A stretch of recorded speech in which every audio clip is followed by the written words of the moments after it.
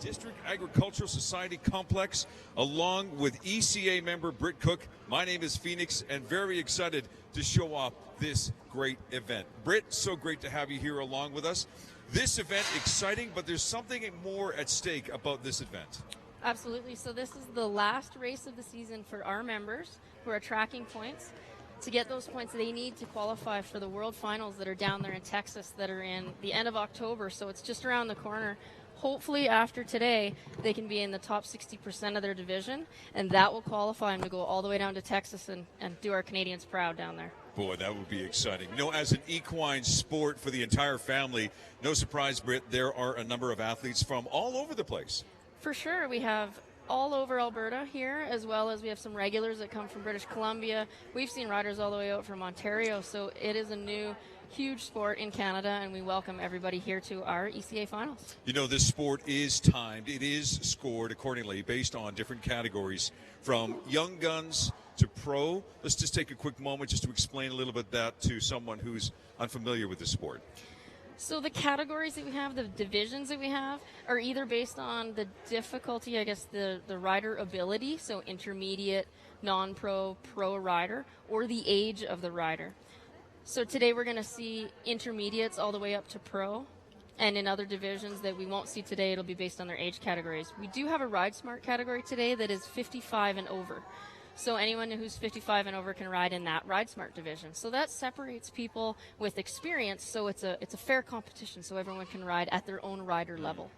The competitors, explain them for us, because for the most part, some ranchers from just local hands-on a ranch maybe, and maybe just Joe Public. Explain who are these people. So anyone can come ride today.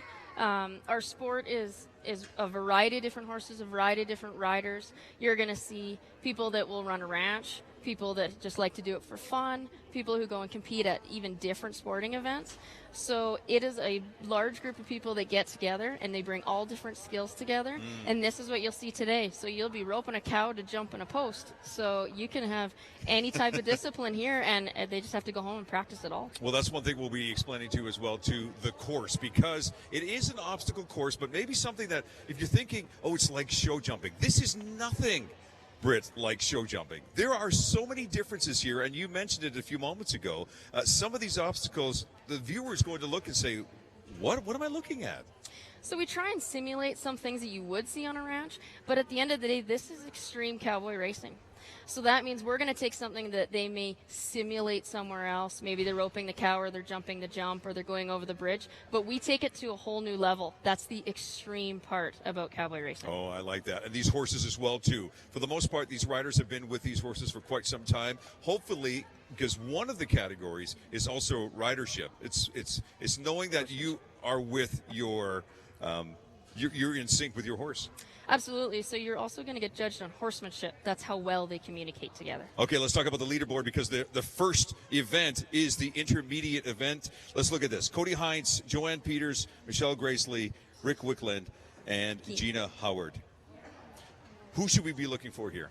Well, this is a very competitive class. And you're going to see that some of these riders, not only can they ride in their division, but they also can ride up into other divisions. So you may see them more often today in different divisions. And these guys have all been neck and neck this year. So you'll see some speed and some amazing horsemanship, and you'll get to see it more than one time. So it'll be, the clock is one thing, the judging is the other, but it's going to be a big show for this class. Okay, we talk about Cody Heins, and here he is. He's getting himself ready real fast here. A 3-generation family as well, too, of riders. Yeah, so their family have a ranch, and they all decided to come out and challenge each other and compete against each other. So you're going to see himself, the father, and also the grandmother. So this is an awesome group to watch and follow, and they like to go against each other, and is great competition. All right, well, let's just take a look at Cody Heins here. Again, the intermediate category is what we're looking at here. Extreme Cowboy Alberta finals, and Cody is now on course. One of the things that we have to look here as well, too, is time.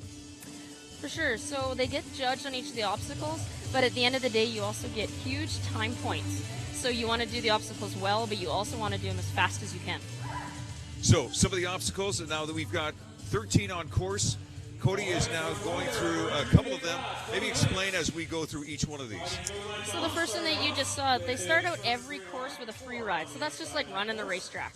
And then he went to his first obstacle, which would be number 2 after the free ride, and that was the jumps. He just finished that side pass, which is just side passing over a log, so fairly basic, but then we move on to something that can be a little more technical. This is the Grassley. Okay, now you and I were talking about this before the show. You've got to try to maintain a perfect circle. Looks like he has to do 2 full circles, yes? So there's what's asked in the course today for them is to do 2 full circles around the Grassley. So riding a perfect circle is actually one of the hardest things for people to do. So it may look easy, but it's not. Just in case you're wondering, why is he getting off his horse? This is one of the obstacles. So a rider has to get up and get down off of their horse. Later, you're going to see this turn into actually a ground tie, which is even harder to do. Yep. But at this level, he needs to go over, write his name down on our table, get back on his horse, and the judges are watching how well he gets on and off that horse. Some of the things they're looking at, making sure he's got his foot properly in the stirrup. He doesn't have to readjust it. Yeah, if the horse stands still versus, you saw the little bobble there, the horse walking around, he may lose some points because his horse was in a bit of a rush. So things like that, that'll increase or lower your score based on each obstacle. Unlike medieval times, this is similar to probably something from medieval times, but the gathering of the rings. So we call that our spear game. And it shows you have to ride another, hard thing to do that people don't realize, ride a nice straight line and have that horse steady as you collect all your rings and empty them in the end. Easily one of the most difficult parts of this course is what Cody just went through a few moments ago. Yeah, the bridge. It's not only just a bridge, but it is a water box. So they get onto that bridge, and then all of a sudden there's this full hole of water that the horse doesn't know. How deep is it? Mm-hmm. Is there something at the bottom? So it's a trust factor to try and get that horse to ride through that. You get one chance at roping the plastic cow. Plastic cow, yes. Today we have the plastic cow instead of the real cow. Yeah. So that's where they can show off their roping skills that, again, they might do on the ranch, right? This is an interesting carousel. And again, the whole idea of maintaining that perfect circle. Yeah, so you can see as he rides around, if that string hangs straight up and down, that means that he's riding that perfect circle, and it's effortless to get around. If you see that him move back and forth off that string, there's your perfect circle turning into more of the oval or the egg shape. Now, Cody has not given up on the course. Now he has an option. Does he have the option of riding across this obstacle? No, this obstacle clearly states you must get off and lead your horse across the bridge. So you may be able to ride across the bridge, but what if your horse doesn't lead across the bridge well? What if you can't ride across or through something? So that's what that is to demonstrate. Back it up between these 2 obstacles. Now the horse has to trust the rider to take him where he can't see. Absolutely. They don't know what's behind them. They just came off a bridge. So it may look easy, but it's in the horse's brain that's difficult. Now Cody is going to the home stretch. Time is now a factor for him. Cody Heins, he is your first rider. The intermediate division time is stopped at 3:37.60 for Cody Heins. Not a bad ride, maybe a few nerves and a few spots. For sure, and it's the first time out for these guys today. Yeah, tapping those numbers, not doing a perfect straight line. Will that dock points if he taps the numbers? For sure. Oh, it does? The cleanest that you can make through there without hitting anything, knocking anything over, rolling anything, that's where you're going to get your high marks, if you do it nice and clean. There's Cody Heins. Fantastic ride for that gentleman. Again, unofficial time of 3:37.60. We are at the intermediate division of the Extreme Cowboy Alberta Finals here from beautiful Cochrane, Alberta. What a great start. The time to beat, we'll have his score, his final score, because that also includes horsemanship as well. Horsemanship and all your individual obstacle marks. So it all goes into a big database, and you'll finally get your score after that. Joanne Peters is riding Doc's Shining Sydney. Joanne Peters is our second rider here in the intermediate class. This is a lady who comes all the way from BC to come and compete with us. Well, she's got the whistle. She's got the okay. Now, her time doesn't start until she actually makes it through the start-finish line. Joanne on course right now. As we go through this course, too, you'll get a feel for more of these obstacles, as Britt will explain more as we see Joanne on the course right now. So now they are numbered, so they know exactly where they have to go, first, second, third, on and on and on.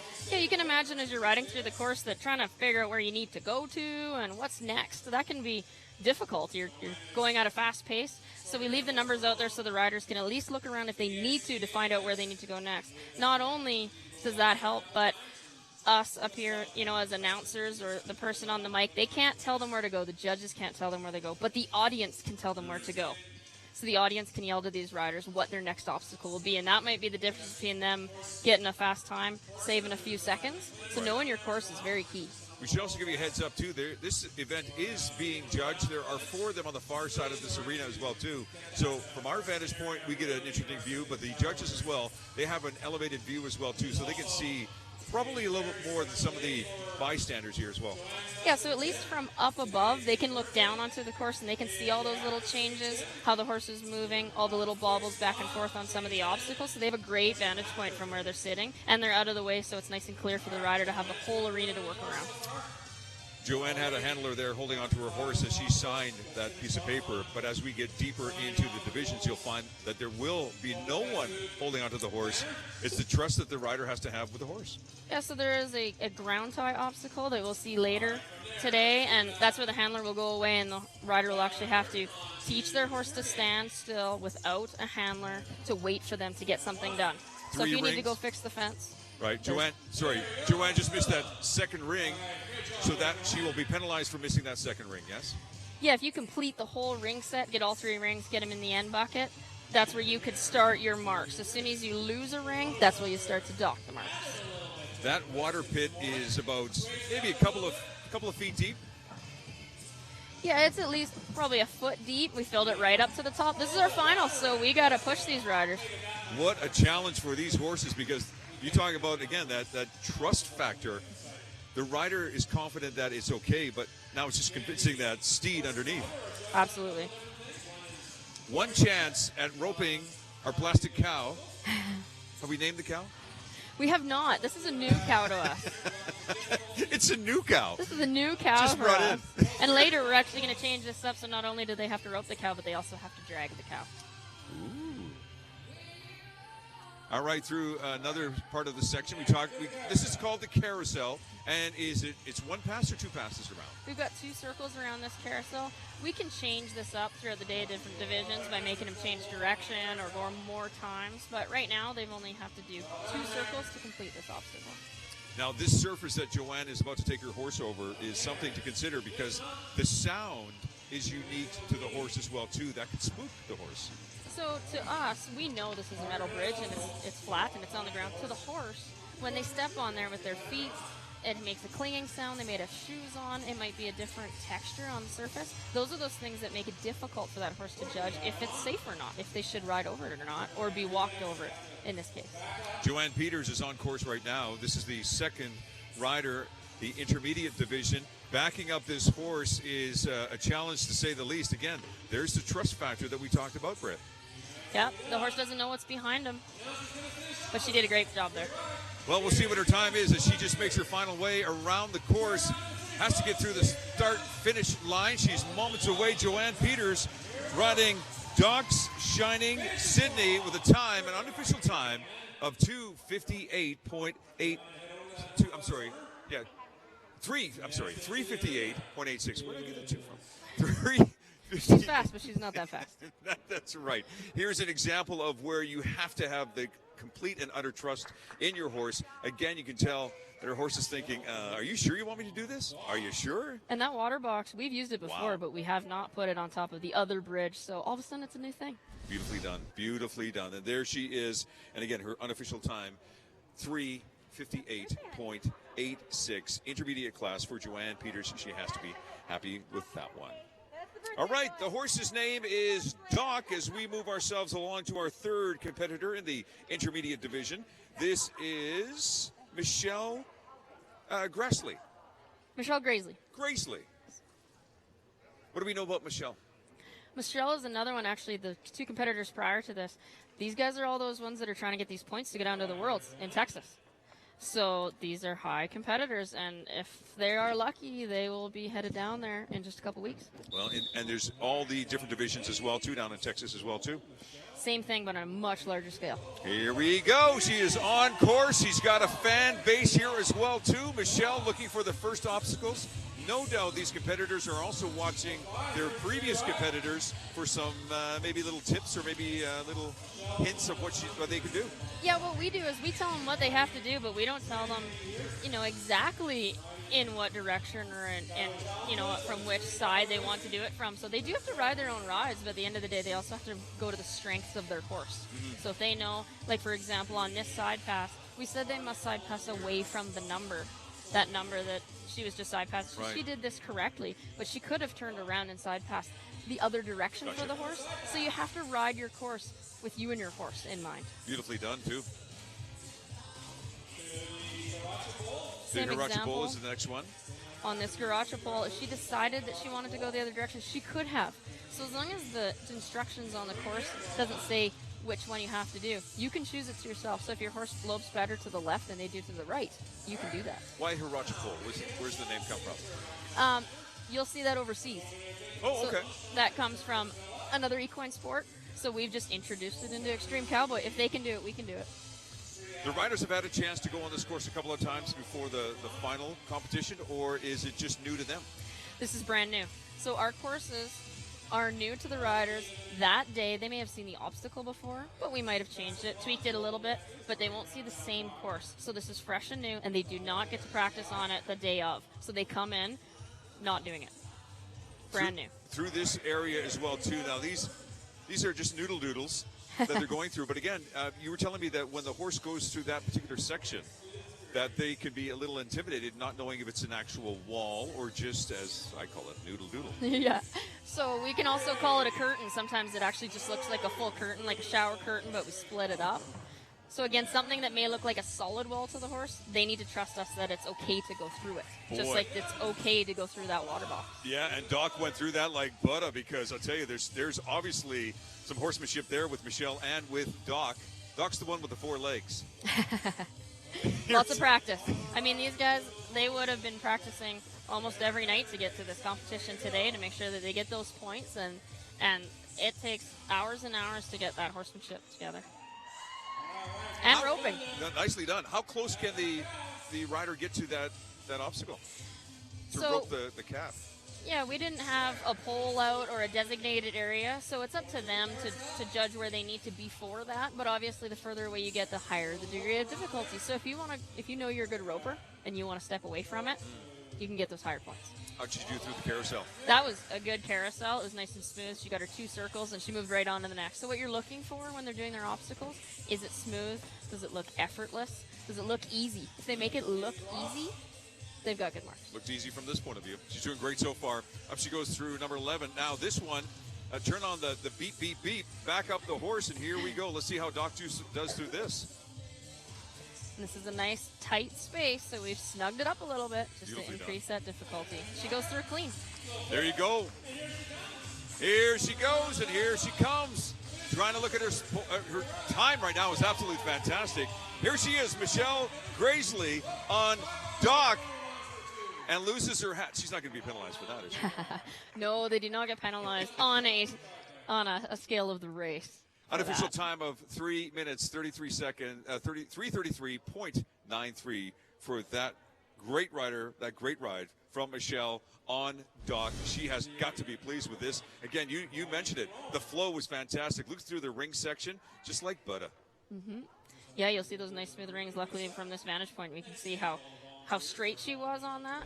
And again, horse looking at the water. It's great. That's what you need to see. Yeah, that's how it works here. Well, next on, again, there's no favoritism between men and women because they compete in the same event. This is Rick Wickland riding Chrome. Again, our 4th of 5 riders in the intermediate division. Again, we get a final look of Michelle's time. There's Rick. What a beautiful horse, too. Another pair that is also running for the World Finals. So they are, again, getting points today to get down to the Worlds in Texas. So this is why this class is so competitive, because they're all gunning for it. One of the things we're waiting for now, we just make sure that the course is clear. Michelle is just backing up her horse, getting ready for Rick and for Chrome. And we'll give the thumbs up whenever they are ready to go. Again, the time to beat so far seems to be the last one that we just saw from Michelle. There's the whistle. Rick's ready to go. What do we know about Rick and Chrome?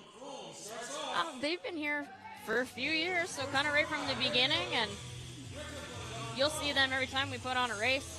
He's also part of the directorship too, so were a few of the members prior to this. So you'll see them regularly, and again, they're heading down to Texas with everybody else. Well, one thing that Rick is aware of this course, but he's also aware of the time of 3:33 that was set down from Michelle, the previous rider, is time's just a part of the scoring system. We talked about horsemanship as well, too.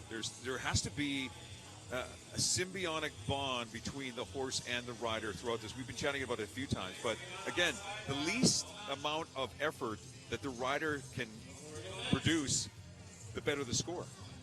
Yeah, so if you watch the horse moving, if you see that the rider has to use large cues, so they're using their legs a lot, that you can actually see it, or you see they're using the reins a lot, so you can see them pulling on the horse's mouth or any of that, those are the things that you want to watch, because that's actually going to decrease your score. But if they can go through it smoothly and less touching of the horse, less cueing of the horse, doesn't mean they're not doing it, but they're doing silently. Okay, Britt, here's what I'm trying to understand. I know it's a timed event. If I'm Rick, I'm running over to that table. I'm going as fast as I can. But he's just, it's like a leisurely Sunday walk. Rick, pick it up. Rick's an easygoing guy. He's not in a rush today. He's also got some more competition ahead of him, too. So, hey, maybe he's saving it. Maybe you'll see him running across there next time. He doesn't want to tire himself out. Okay. Go ahead, take your time, Rick. There you go. Somebody give that man a soda. But absolutely. He's just taking a chance. Okay, let's get back up here again. All right, then. Time is of the essence, so there are some pretty big time points. Not in that case, not for Rick over there. But he probably had a very beautiful signature. That's right. Points for a signature. Okay, through this section that we talked about, looks like a wall. But no big deal. Done. Beautifully done. This can be a challenge because that horse is not stopping for you. No, and some people can get ahead of themselves and they get too fast. Like maybe that was one of those points where I wish I would have slowed down a little bit to get that going. But it's all on the line today. This is the last race. This is the finals. There's buckles handed out at the end of today. So Beautiful. They're going to put it all out there. This seems to be the make or break right here for a lot of the riders. And beautifully done. Chrome doesn't even flinch. Trusts his rider like no one's business. Well done. Now the roping of the plastic cow. Yeah. I think you should name her Plastic Cow. We could just name it Phoenix. Would you be okay with that? We would be absolutely okay with that. There he goes. Tightens it up. That's a good rope. And you see he dallied off at the end. So obviously if you don't catch the cow, there's no point in dallying off because you don't have anything. But he showed those judges at the end there that he caught the cow and he was dallied off. Now look for a moment there like he was a little confused of where he had to go next. Now he realizes, whoops. So again, part of the responsibility is also the riders. Let's be honest here. Well, you have to memorize 13 different obstacles to do. You can get confused. So that's why the people in the audience, you can hear them yelling at them. The audience is allowed to tell them where to go. So the numbers are out there, but if you're in the middle of a 13 obstacle course, you can easily get lost. You can see that Rick got a little tied up on that carousel, a little too tight to the middle. He realizes it, but again, you get two chances to go around it. Now this one where the horse, as you can see, Chrome is looking down going, okay, what's that sound? But again, the trust factor, his owner is saying, oh, it's okay, let's go. And the horse says, okay, I'm willing and able. Rick back on again. Now in the backup section. For some horses, it's a breeze. Now you got to make sure the hindquarters are lined up just right. Rick's struggling a little bit with Chrome. But also to the rider's point, too, it takes a lot to get a horse to back up and move its pieces where it needs to be. It's not like you're just using 2 feet. You're also showing 4 feet where to go. Exactly. Final few seconds on the course for Rick Wickland and his horse Chrome coming across at a time, probably not too impressed with this one, just over 4 minutes. Again, we're being also measured, the rider and the horse are also being judged on horsemanship. This will be a tough score for Rick, but again, it's a learning experience as well. Yeah, and even at 4 minutes, that's a fast course, so you're still going to get some time points. You get time points actually under a certain allotted time. So when you see bigger arenas, they're going to have more time on their races, and so you're going to get less time points. But somewhere here, we've got 3 to 4 minute runs, so they're going to get a lot of time points. Yeah, he had moments of brilliance through this course, but moments of, oops, we got to work on that one. There's that gentleman. Rick Wickland and his beautiful horse, Chrome. And there again is the unofficial time of 4:07.93. Again, the intermediate class of the Extreme Cowboy Alberta finals here from beautiful Cochrane, Alberta, as we move on to our final rider in the intermediate class. And again, it's a mixture of men and women. The intermediate class, again, these are riders who have been, they've been with the sport for a little bit. They still have some skills to work on. But again, the obstacle courses that you'll see change from each division. Our next rider, let me introduce you to Gina Howard. This is Zach. Zach is a beautiful horse, and Gina's been riding for a little bit, hasn't she? Yeah, she's one of our regular riders as well. So a lot of these people have been with this club for a long time. So they've had their chance to get lots of practice in. But again, every day is different. All the courses are different, and we keep changing up the obstacles. We need to challenge our riders so that whatever we put in front of them, they're ready to go. All right, Gina's on the course now, and the time has started right now. There she goes. Now, again, the best time that we've seen so far in this intermediate class is 3:33. That's a time that's just probably lingering on her mind. I know that Gina wants to do something quite impressive here over the first few obstacles. Now, these are PVC pipes. Yep. They're blue. Does the horse think that this blue represents water? Maybe not necessarily water. If it was on the ground, possibly. But of course, horses don't see colors the way that we do. You know, we don't even know exactly what colors they do see. But the width of the pole that they have to jump, the height of the pole, the depth of the pole, all those things can change the perception of the horse. And of course, using the colors. So same thing on the, maybe our orange cow may be slightly scary to some horses versus a brown cow. Right. And do you do that on purpose? Absolutely. We're going to use... It's extreme, Brett. It's Extreme Cowboy. So we need to take stuff and try and make it different, extreme, scary, something that's going to challenge the horse and the rider. We don't want to make it easy. That wouldn't be as much fun. Extreme Cowboy Alberta Finals is what you're watching right now. This is Gina Howard on course with Zach. Gina's taking a moment to say hi to her mom and what a few things. But no, this is actually something that you've actually included. Look, she's running back to her horse. See, she's in a hurry to get back to Zach. Yeah, so they had to go over and sign their names. At the end of the day, we're going to be able to hang that to have all our finalists' names on that tablecloth. Patience but control is the key for success on a course like this. If you're in a hurry, you might miss out. And here's proof of the pudding. Let's see how Gina does through this 3-ring section. There's 1. There's 2. And she nails it with 3. She's got to put it in the bucket. Fantastic run through that section. So she got all her rings. She was nice and straight, and she put it in the end barrel. So, again, all our obstacles, they start with a score on average of 5.5, and then you plus minus off of that score. So that's the judge's duty, is to say, where did she increase that difficulty, or did she do a little bit better, or did she increase the speed, so then you can go up from 5.5, or, was the line not so straight, maybe did she slow down or change pace, so then she would go below the 5.5. Gina getting stalled on this one here too. She's got to work on this skill, and she knows it. She's trying her darndest to get a hold of. Oh, she misses it. You get one chance. You move on. Not all Extreme Cowboy racers are great ropers, and you can see that here. But there's so many skills, so you can't be 100% on all of them. But you just go home that day and you practice what you aren't so good at. Well, here's an example too of some skills that she is very good at. Taking the carousel like it's nobody's business. Well done to Gina and to her horse, Zach. Now, off she goes. Now, the key about this obstacle as well, too, it's, of course, the horse can't really feel what's going on, but they can hear. And this is a different type of surface. So Zach hears the sound and is a little bit cautious. But, again, you got to trust the rider. Well, and the same thing as, say, going over ice. If anyone's ever tried to put their horse over ice or something that's hollow underneath, that noise, they're flight animals. So if something isn't right, they should be leaving. And we're saying, come with us. Trust me. Trust me. And this is a trust that you acquire over many, many months, many, many years. And yeah, this isn't something you get the day you pick up the horse. You have to earn their trust. You have to work with them. Final stretches for Gina Howard, and the crowd is loving her performance. Zach doing an amazing job. Oh, let's make sure we go through the finish line. There you go. An unofficial time. We'll have that for you in a few moments. But, boy, she should be happy with this ride. That was fantastic. Yeah, that was very fast, so that's great. some sections as she's coming through around here. Again, the horses have a lot of confidence through the ring section. We talked about it earlier. Magnificently done. Oh, as she just steadies herself. So she got offline, but she knew she was going, so she used that outside leg, pull that horse back in.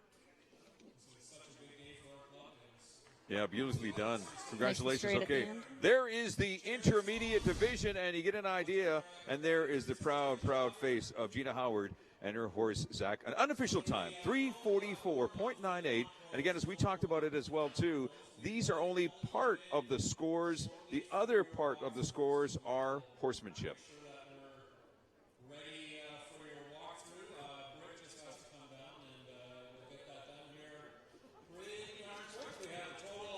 All right, commitment, time, and energy are a necessary part of this sport. Three things that this lady beside me is very well aware of. Here's a glimpse at my co-host, Brett Cook.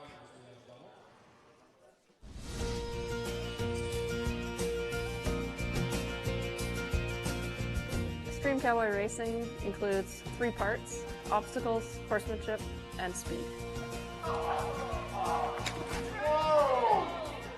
My name is Britt Cook, and I'm on the board of directors for Extreme Cowboy Alberta.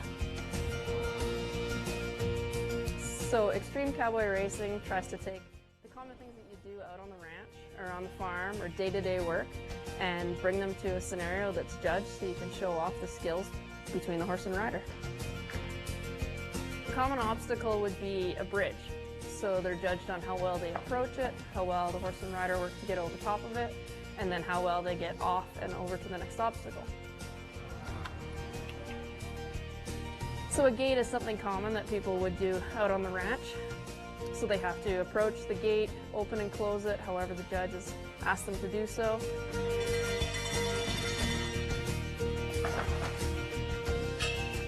The cowboy curtain is sometimes scary to a lot of horses. So it looks like a big brick wall, and they need to trust their rider to go through it. At certain speeds, in some of the advanced classes, they're going to be loping through it. Another common obstacle is a spin box or a spin circle. So that's showing some pretty technical abilities for a horse and rider to do a proper spin, which is a pivot around the hindquarters.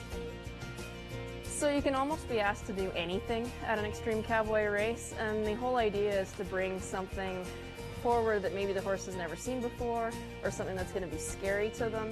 And the object is to have that trust in that horse to be able to get through that obstacle and go on to the next one. Well, horse and riders have to work before the race and after the race and on the ranch or in their arena to really get that bond between horse and rider so they can trust them to pretty much get through anything.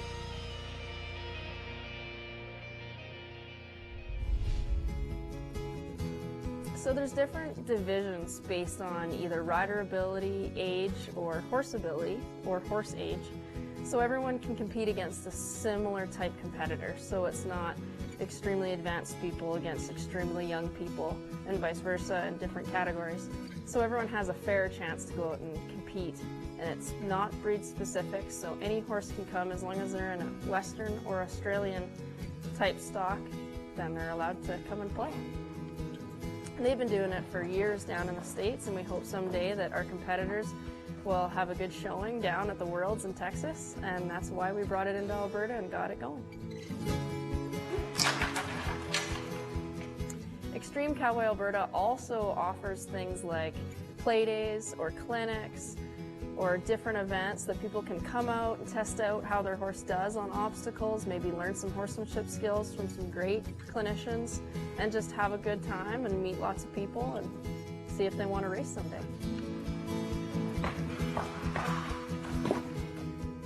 If you want to find out more about Extreme Cowboy Racing in Alberta, you go to the Extreme Cowboy Alberta website at extremecowboyalberta.ca. I guess our motto is ride hard.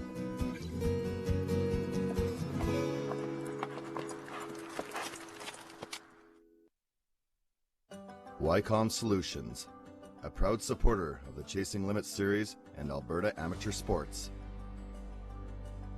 Visit ycom.ca for details on their full list of communication products and services.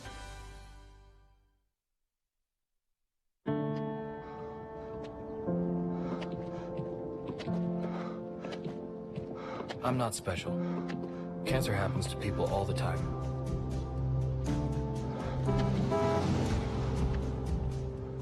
I take 1 mile at a time, 26 miles a day. I want to set an example that'll never be forgotten. Sometimes, it feels endless. But the pain I feel is nothing. I've seen little kids in so much pain. Somewhere, the hurting must stop. Terry Fox ran more than halfway across Canada to raise money for cancer research. Every year, millions of people around the world continue the marathon of hope in his name.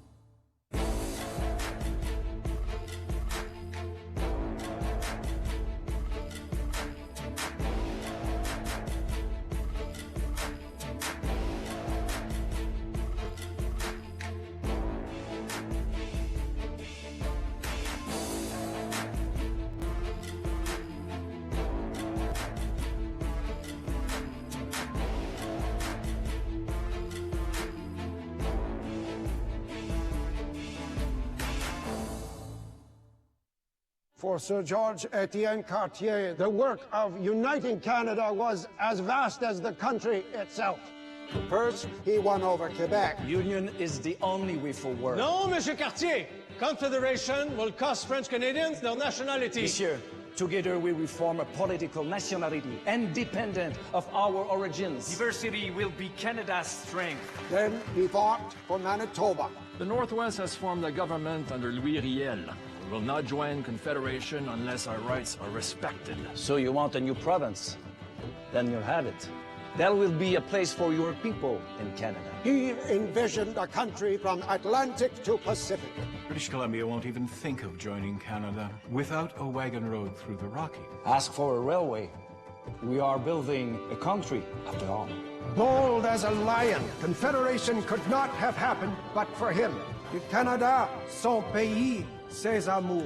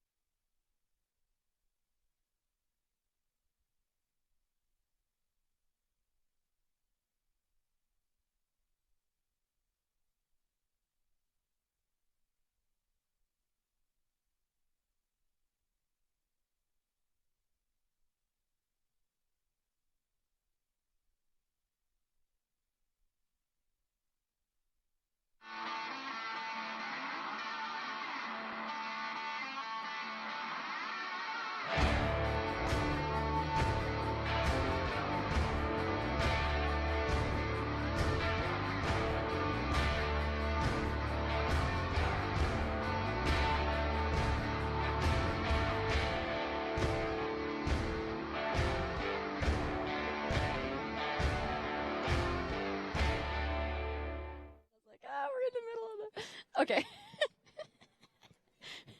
All right, welcome back to the 2016 Extreme Cowboy Alberta Finals here in Cochrane, Alberta. My name is Phoenix, joined by ECA competitor Britt Cook. Britt, this event is making inroads, showcase, if I'm not mistaken, a couple of years ago at the Calgary Stampede. Yeah, so where people probably have seen it for the first time is called the Cowboy Up down at the Calgary Stampede grounds. And it is the exact same format. So you're going to see same types of obstacles, same numbers, same divisions. So you're going to see the same riders, the same style of judging. So it's the exact same thing, but just the Calgary Stampede version. So you're going to also see some riders here today that would be there. Non-pro division is what we're up against now. We have 9 competitors. Who stands out here? By the way, if you notice, the Heins family is a part of this big time. Yeah, so this is a big family competition. So you're going to see 3 Heins competing against each other. You've already seen Cody. You've already seen Gina, Michelle. Heather is actually one of our youths. She rides up into the non-pro. And again, this is another group of people that almost all of them are probably going down to the Worlds. So it's going to be fast. Looking forward to it. The non-pro division is what we're looking at right now. 9 competitors. Sandra Rowan is our first competitor. What do we know about Sandra? What do we know about Mango? We've seen this duo out here a lot. They're very, very smooth. So as she's going around this course, I want you to watch the horsemanship. So watch how smooth they ride and how precise they are in their movements. It is a very nice ride to watch. All right, Sandra Rowan on course, non-pro division. First of 9 riders.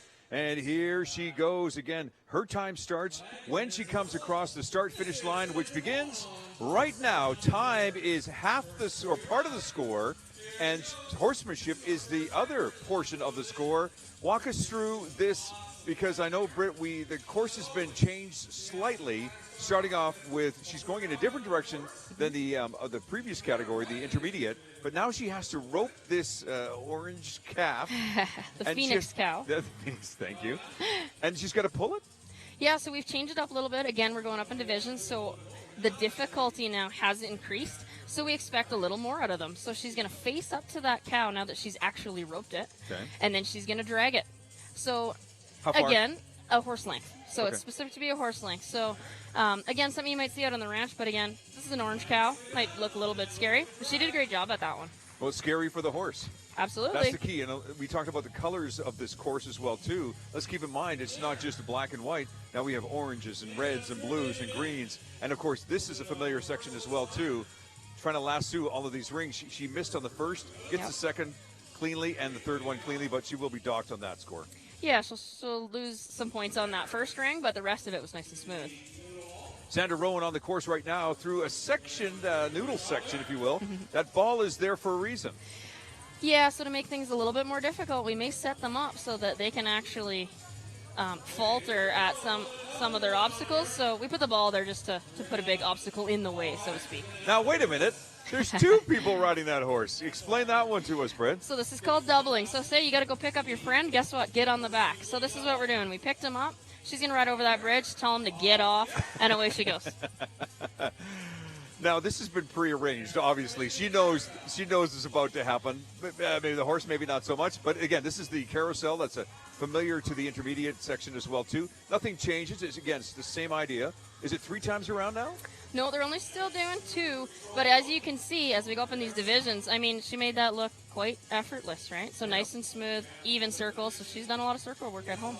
This obstacle here as well, too. The horse is not really worried too much about the feel, but is worried about the sound. And to make things a little extra special, we blindfold the horse. Yeah, so this looks like your typical fly mask. However, it's not.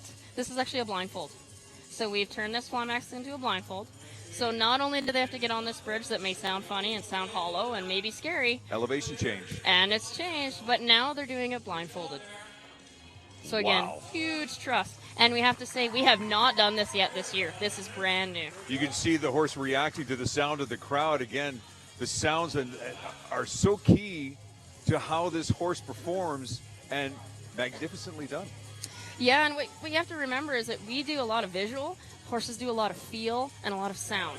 So to them, feeling and the sounds that they hear, that is more important than actually some of the sights that they may see. So it makes it more difficult for them. Mango is the horse. Sandra is the rider. Through the sriracha pole, again, twice around. Yes, we've still got 2 rotations on this one. places nicely. She does a great job on that. Very nice obstacle. circles. And you can see the horse held itself properly. It's not head in the air or any of those things. And Okay, so now we're back to the ball again. Yeah. What Now does she they have get to do to here? play with the ball. So the horse has to push the ball now through the curtain that they previously rode through. And it's a big ball. And look, it was wonderful to see and fantastically done. Mango pushing it left and right just to maneuver through. That was so well done. Beautifully done. Yeah, so we've instructed that the horse pushes the ball, not the rider. So the horse has to do the pushing. You can't just kick the ball through. Would you be docked points? Absolutely. Final section here as well, too. Over small jumps, maybe a foot or a foot and a half off the ground. Nothing too major. Yeah, those ones are pretty low. Again, we're gonna put them up as the day goes on. All right, if you're just joining us, Sandra Rowan is on course with Mango, and yes, she did just dismount her horse. But that's interesting because now the horse is sitting there going, what do you want me to do? This is the ground tie. So, again, riders have to train their horse that when they get off, there's either signal or they just say, hey, when I get off and I leave you, you stand still. It's like a stay, like with dogs. Beautifully done. Beautifully done. Didn't move, yeah. Now, Sandra's being timed here as well, too. Now, if you are wondering what is that in the water, you're right. Those are little ducks. The horse has to figure it out. I mean, we're still trying to figure out why ducks, but you don't want to step on the ducks. There were no animals harmed in this obstacle. They are rubber duckies, but they do squeak still. So, again, if the horse steps on them, you're going to get a sound. Wow. So a sound that the horse isn't used to. How did she do? That was great. So she comes off that bridge, and unfortunately, this is that little bobble that we see, is that you got to get between that number and the wall to start your free ride, that last one. So that was her little hiccup at the end. But she's still giving her. She had a great ride. Taking it home, the home stretch for Sandra Rowan. She whips around the corner. She is on Mango. She's got to be happy with that. That was a challenging course. Time has stopped unofficially, 5:16.96. You can see it on your screen. That was some kind of fun. Boy, does she have some challenges ahead of her. Some that we've seen before, but the ball, that was great. Yeah, that's brand new. And again, some of these riders, that's her first ride of the day. So this horse has seen everything brand new for this first ride out. And, of course, nobody wants to step on a duck, especially if a yellow duck. Yeah. Yep. Again, another sound that if they were to do that, you'll see these horses literally jump out of that box. We saw a slight slip there, too, by Mango. There's the unofficial time, 5:16.96. Will that slip be docked, Marks? It's just one of those things. Again, stuff happens. Yeah. You're not going to be out riding around the ranch and you're going to have perfect conditions. We ride through the rain, right? So we're going through water. It's up to the rider to make the horse do it safely. So it's a handling thing. So as long as they recover well, then she should be okay. Okay, we take a few seconds here to reset the course. Make sure the ducks are in order. Ducks in a row. I get it. And then we bring on our next competitor. This is Joanne Peters, and now we have seen Docs Shining Sydney before, I believe in the intermediate class. So yes. Joanne Peters. So this is our lady from BC, and she is headed here to also compete up into this non-pro, and again to get these points to get down to the Worlds. So we're going to give her the thumbs up as she gets herself ready for, again, the non-pro category. Start time is now. What's different with the non-pro? Just a little bit more challenges. Yeah, so the difficulty of these obstacles increases. If you see in the rulings, again, these obstacles do have ratings, and it's all just about the difficulty of the obstacles. So we get to increase that difficulty. So, and they're going to go faster, and they're going to be more technique. Again there, so she missed her rope, so she may or may not choose to show the rest of it. So she'll still choose that, to show the dally and that her horse can face up to the cow, but she's not going to get full marks for that for sure. You can see the time in the top right-hand part of the screen if you're following along as well, too, at home. Keep in mind, too, later in the show, we'll also show you a feature on this beautiful lady from BC who is a lover of this sport. And, just a slight miss on that third ring. Yeah, that's too bad. It always seems to be that last one. Around the ball, which she has to do beautifully. It's a colored ball. The horses, are they shy away from the colors? Yeah, so not only, that's why it's got stripes, right? So the horse, it might look a little funny. So again, they're coming through the curtain. The curtain may look like a wall, and there's a big ball behind it. So that's a tough one. Holding on to her man. Hey, you don't want to lose your rider. You don't. That's right. You lose a lot of marks if you lose that rider. I'm sure she wants to let him go. All right. Joanne. Tall Cowboy, who would? There you go. Is that Dustin? Yes. Good job, Dustin. Just in our rider, of course. A couple of times around, you'll see Joanne does a magnificent job here. Again, as you mentioned, as we get higher up in the divisions, these skills are so well done by the rider and horse. Yeah, you're going to see even your entry and your exit into the obstacles. They're going to be smoother. They might be faster. They may throw in some what would be sliding stops in the reining world. You'll just see all the fancy maneuvers, so to speak, come to play as soon as you go up in the divisions. Blindfolding the horse. Now, do the riders know ahead of time that this is about to happen, or you just sprung it on them about 5 minutes ago? So we do have a list of obstacles that are already pre-approved, and this is on the list. So this isn't new. They could have been at home practicing this. Did they? Who knows? Well, we're finding out right now. A magnificent job with Joanne and her beautiful horse, Doc's Shining Sydney. Well done. As now she gets back on, mounts her horse again to complete the course. Again, the last time from Sandra was about 5 minutes. We're at about 2.5 minutes right now. She's halfway through the course. Let's see if she can pick up her speed as she continues through this course. She is the second. Joanne is the second of 9 competitors in the non-pro division. Somewhat different than the intermediate, again, just with the obstacles. Again, here, sorry to interrupt, but the way the horses use the head is magnificent. Yeah, they do have their own technique when you tell them to be pushing things through. So there you go. That horse said, hey, we got to get this ball through here. So she's going to use her head and her neck to get that ball through. But again, they're working together. That's that horse understanding what they're supposed to do. What kind of horse do we have here? You'll see most, just like this one, quarter horse. So a lot of the types of horses you'd see out on a ranch, but that doesn't mean that that's the only thing you'll see. You'll see paints, you'll see different gaited breeds like Tennessee Walkers, which you'll see a little bit later. So it is not breed specific. That's the nice thing. Anybody can come out and ride, and any type of horse can come out and compete. Is Joanne using your verbal cue to keep her horse in check? You know, that's up to the rider. Some of them use a verbal cue, some of them use a touch cue. Again, it's whatever you practice at home to make it work once you get here. Right. Joanne Peters from BC on Doc's Shining Sydney. She's making her way through the final stretch of the course. We talked about the obstacles amongst obstacles, and this one is a challenge so far for a number of horses as they see that there's something there. They don't want to be stepping on the ducks, but apparently, nice and clean, though. Apparently this one wants to go right through. Beautifully done. And you'll see that slip on that back. It's because this horse probably has sliders on. Now, sliders is a type of shoe you'll see in reining, so that's unfortunate, but that's what happens. Beautiful job by Joanne Peters as she makes the final home stretch here with Doc's Shining Sydney. And what a great time as well, too. Look at that, just barely over 4 minutes, almost beating her previous competitor, Sandra Rowan, by a minute. And as you take a look at some of the final little obstacles, look at that horse just trying to push it. That's their job. So well done over these obstacles. Joanne should be very, very proud of this. And look at her horse just right through this. Oh, yeah, I might step on a duck or two, but so be it. She wasn't sure, but she did. And there's that fall. And, again, those are those slippery shoes that they choose to put on. So yeah, and something that the horse and the rider will not be docked on. There's the unofficial time, 4:13. A little show off. Why not? Joanne Peters and her beautiful horse. That is Doc's Shining Sydney, the non-pro division. For that young lady, not a bad ride. She's exhausted, but boy, she's sure feeling the love, I'll tell you. Well, let's keep moving on here. We've got 9 riders. We've shown you 2. Here is our 3rd rider for today. This is Rock Heins on Okie Boonlight. Now, Rock is one of 3 Heins family members who will be competing, and they're going back to back to back. Maybe a little bravado back and forth, a little smack.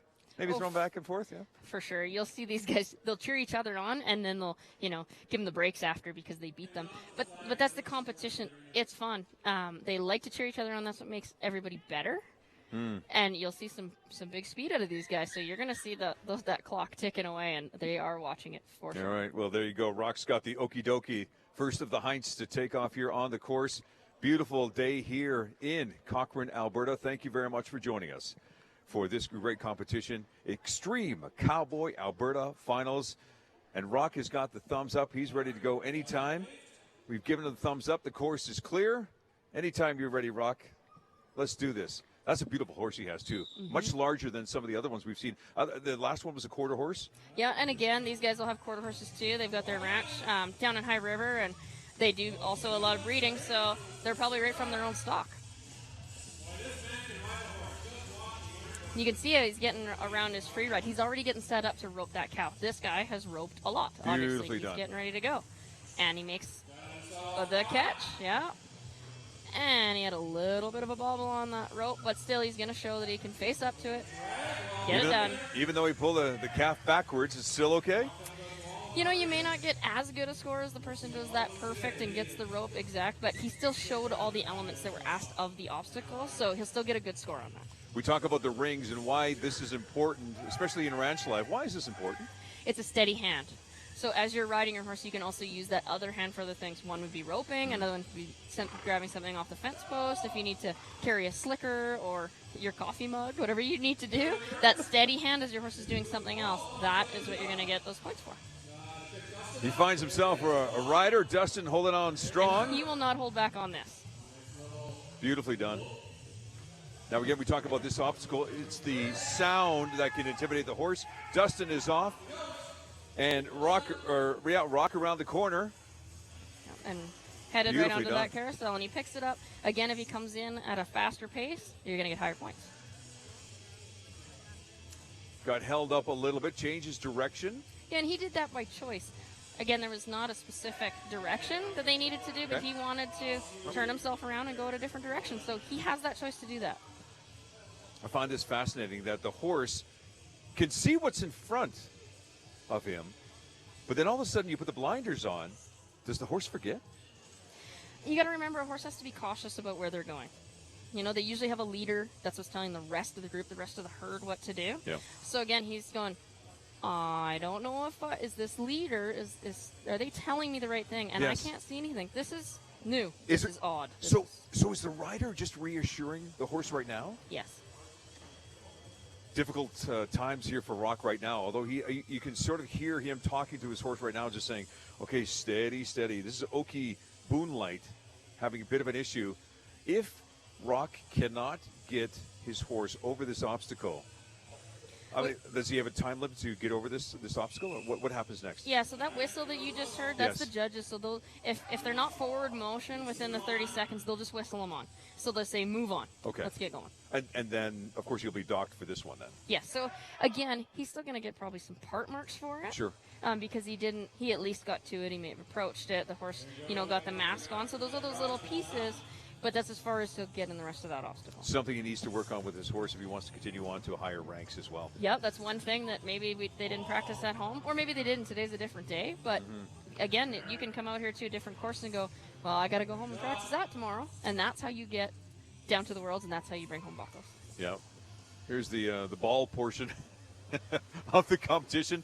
Wonderfully done. Again, the horse can push it through with his head or its hooves. I mean, it doesn't matter. Yeah, as long as it specifically says on the course, as long as the horse is doing the pushing, that's what we're looking for. Gotcha. Over a few little obstacles, and these are little. They're only about maybe a foot or a foot and a half off the ground. Nothing too major. But again, the horse still has to be able to maneuver this. Yeah, and the judges are looking on jumps. They're looking about nice straight lines. They don't want to hear a tick on the pole. They were asked to do a serpentine pattern, so how well they do that nice serpentine pattern, and how smooth it is. So do they have to pull the horse around? Do they, is the horse going willingly with different cues from their legs? So that's what they're looking for over the jumps. Final few stretches here. Rock just puts his John Henry down there. That's a big signature. The horse is just like, okay, I guess I'm just going to hang out here until you get back on. Yeah, they're definitely going to see the signature for that one. Beautifully done. He's just got to get his big body up on. There he goes. And you can see that we do have to put a mounting block out there for everybody, but it's of their choice if they want to use it or not. And the final few stretches. So now, again, Rock's got himself in a different situation. No, he's come at this obstacle at a different angle. Is he going to be docked for this? No, actually, the number was in the middle of the obstacle. So if the number's in the middle of the obstacle, that shows you that you can take it from whichever direction. So he actually chose to take it from the more difficult direction. Rock Heins, Oki, Boonlight. The final few seconds through the stretch here. Time stops when he gets past the start-finish line. Rock is just making the final push here. There you go. Not the greatest time for him, unofficially at 450.32. There's something there about that ride that he could have done a lot of improving on. And we saw it through that one section where his horse was blindfolded and obviously had some issues. Right here, we know that that was a big issue. Yeah, and again, this is something that they haven't done yet at all this season. I don't know if they've done it at all at home. So there we go. And again, something to look forward to as well, how the competitors attack each of the obstacles. As you mentioned there, Britt, you get a chance to go from one to the other in that particular obstacle. And here is the home stretch here for Rock Heins. Now, 2 other family members are following Rock here, Cody and Doris, still to come. But there he goes. Be proud of that. There's an unofficial time of 4:50.32 in the non-pro category for Rock Heins and his beautiful horse, Okie Moonlight. Well done. Okay, we're going to get this course set up for our next competitor. And again, it's another of the Heins family. We love the fact that there's all of this family competition, and again, a little bit of internal rivalry as well, too. As we look at some of the track here, still getting set up. But it's one of those things when you look at these different categories. Again, this is the non-pro category, and it's different from some of the other ones as well, too. As we talk about an individual that has an experienced rider but does not receive any form of compensation for riding or training horses, ponies, or mules. More obstacles, more challenges, and we're just trying to, I think number 7, we're looking at the course right now, and we want to just make sure that we've got it all set up properly for the next competitors.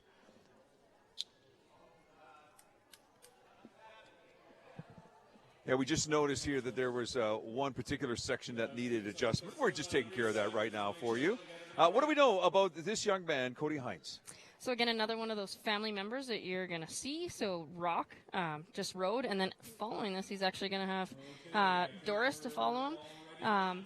And they're just a big ranching family down in High River, and I believe there's also some information on them you'll see today. We certainly will. Okay, on the track right now is Cody Heins. He's on Moonlight Dawn, another beautiful steed that he is riding. Again, the time so far to beat seems to be just over the 4:20, 4:30 mark. But again, Britt, we've talked about this before. Time is only one element of the scoring. Yeah, so each obstacle they're going to get a score for, and then they're also, at the end of the day, going to get their time points, and then they're going to get an overall horsemanship score. So what it's one element of 3. What are the percentages between those 3? That I can't tell you. Okay. It's a trade secret, Phoenix. Well, and it's more in depth than that. So each obstacle has its 1 to 10 points, and then the time points. It's all based on how big your course is. So how under the time allowed comes into play. So it's not a simple calculation. Gotcha. 1 misses the second ring, nails the third ring. He'll be docked at a few points with that one. He understands it, but you got to refocus and look for the giant ball. Beautifully done. If he touches the ball, would that be a dock of points? If he touches the points, yes. Because touches the ball. If he touches the ball, sorry, yes. He will actually be docked some marks because he touched another obstacle. And he moved out of the way, and then that would impede the next time he has to come back to that ball to actually do it on his number 9. Okay, we're having issues here getting a rider on. What happens here? So what he's doing is he's going to call it. Meaning? But he may use the rest of the ride as a practice ride.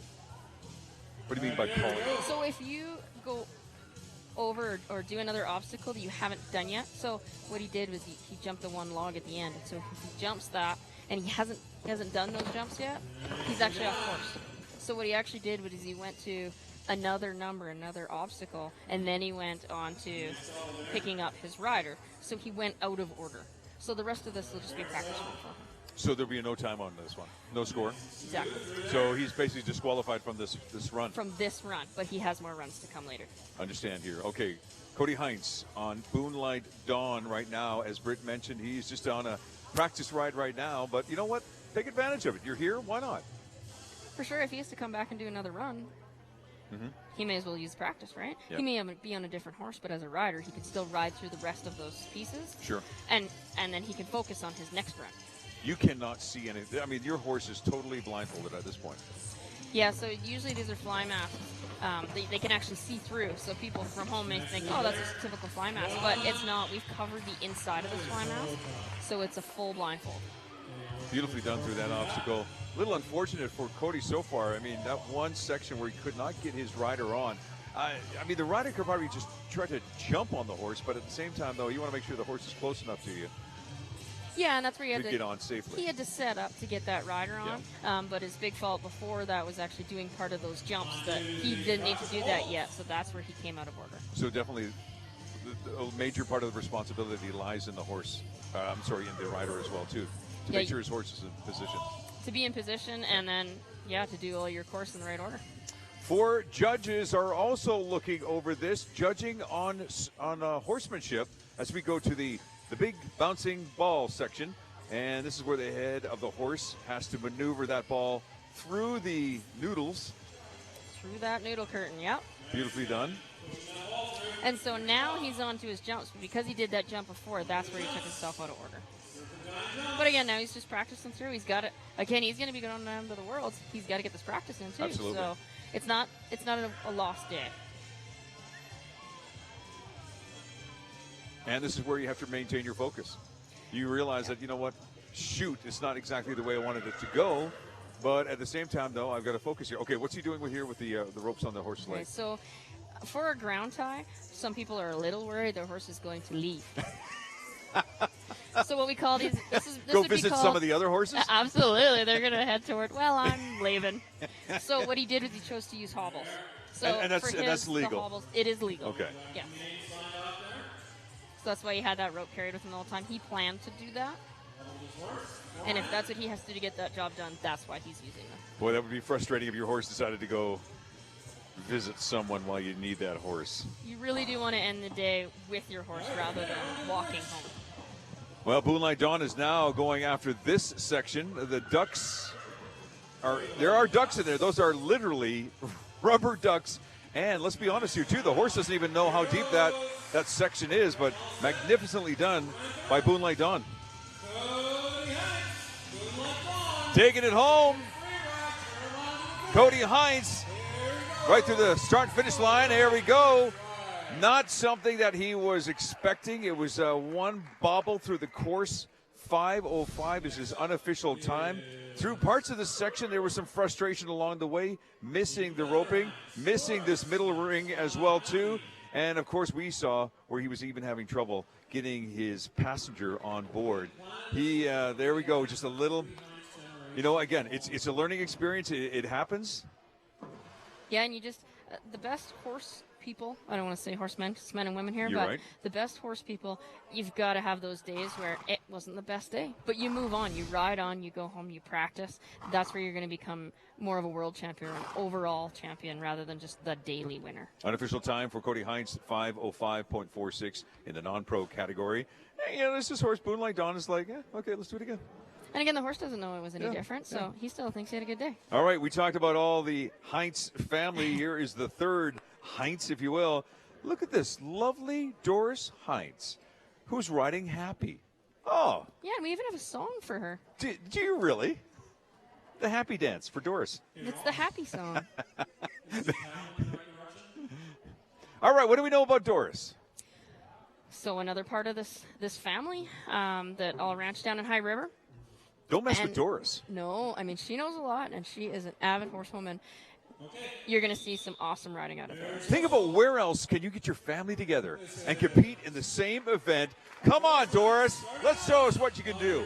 Time has started, and Happy is going to lead the charge as we see what exactly Doris can do here. Man, 3 generations of family. Absolutely. This is magnificent to see here. What a lovely lady. And I believe she is still, I'm not going to quote her age, but I believe she is still also our oldest member that will be competing. So, but she looks a lot younger than what she really is. Come on, Doris. Let's see what you got with that rope. She's struggling a little bit. Maybe, maybe she's got to talk to Rock a bit more and say, hey, how did you do that? They need to go home and all just rope each other. Look at this. Right? Drag each other around.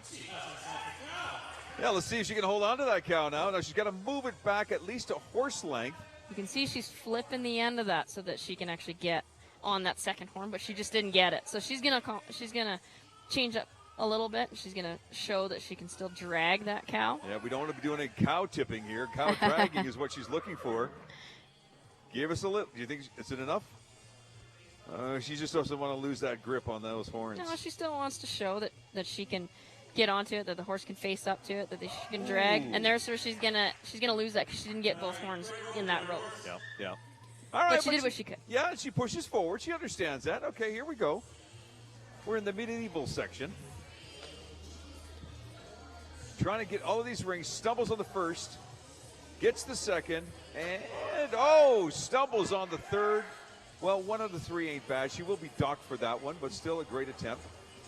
Yeah, that seems to be an obstacle today that people just aren't on the ball with, so it's just one of those days.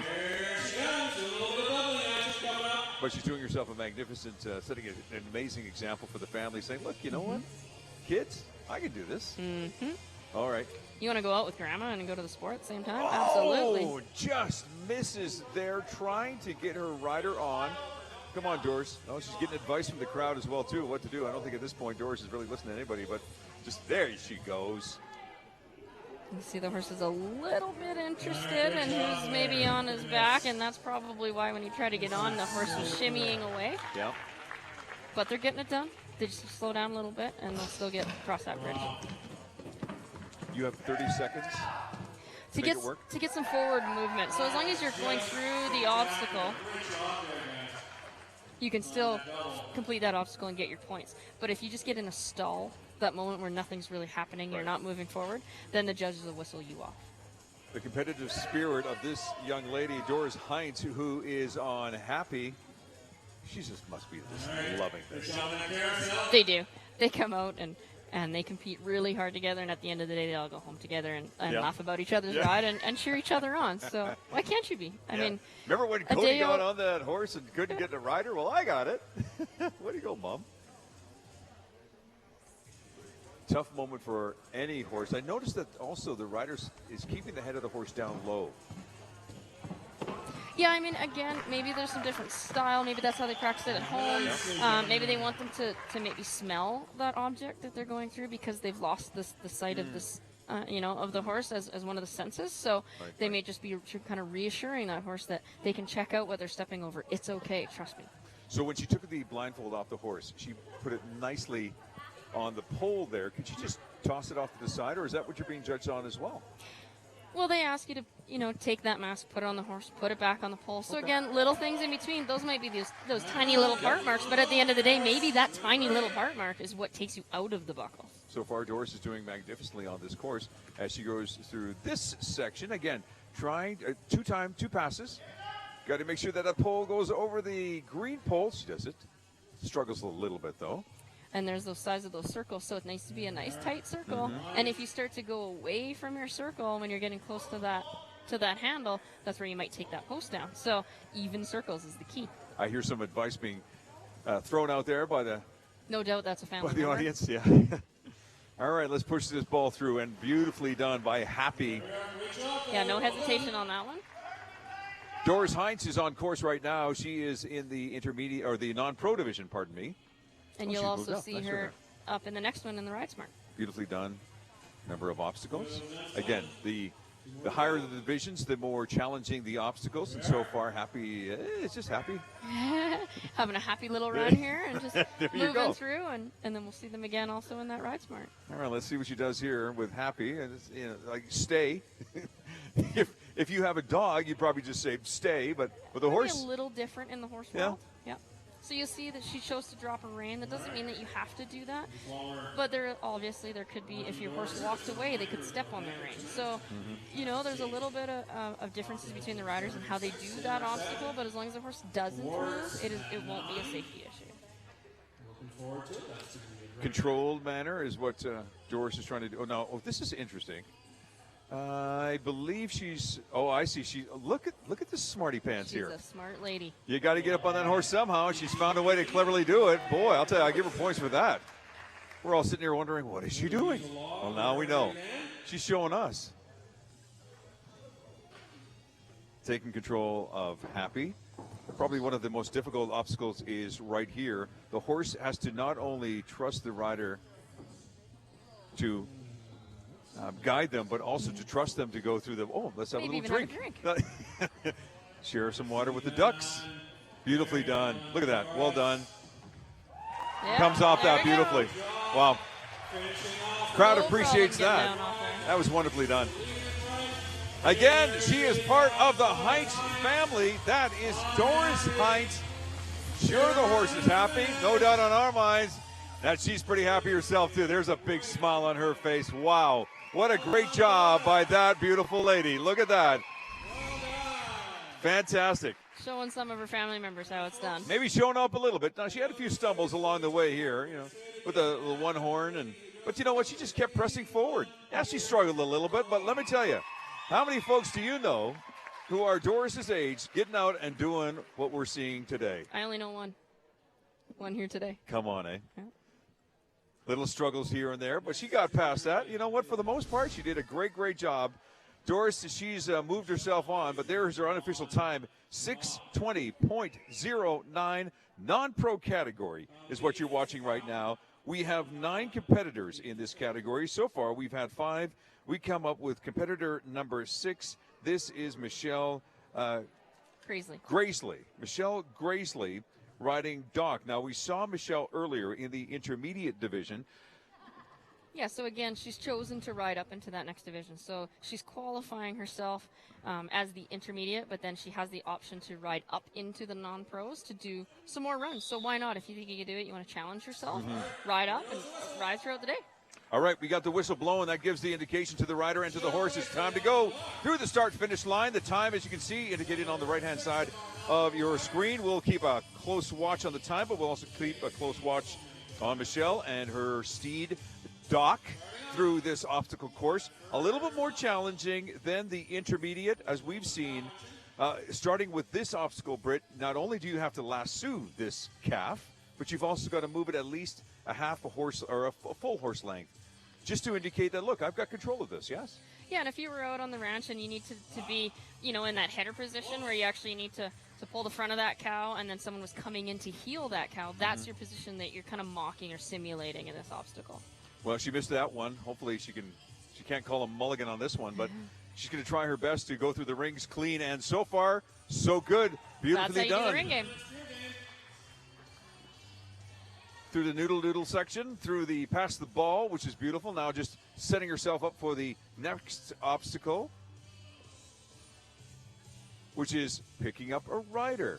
There's a fine young man looking for a ride. Jumps on. Now she approached this obstacle differently. Again, not a big deal. No, so we tell them what obstacles they need to do and in what order.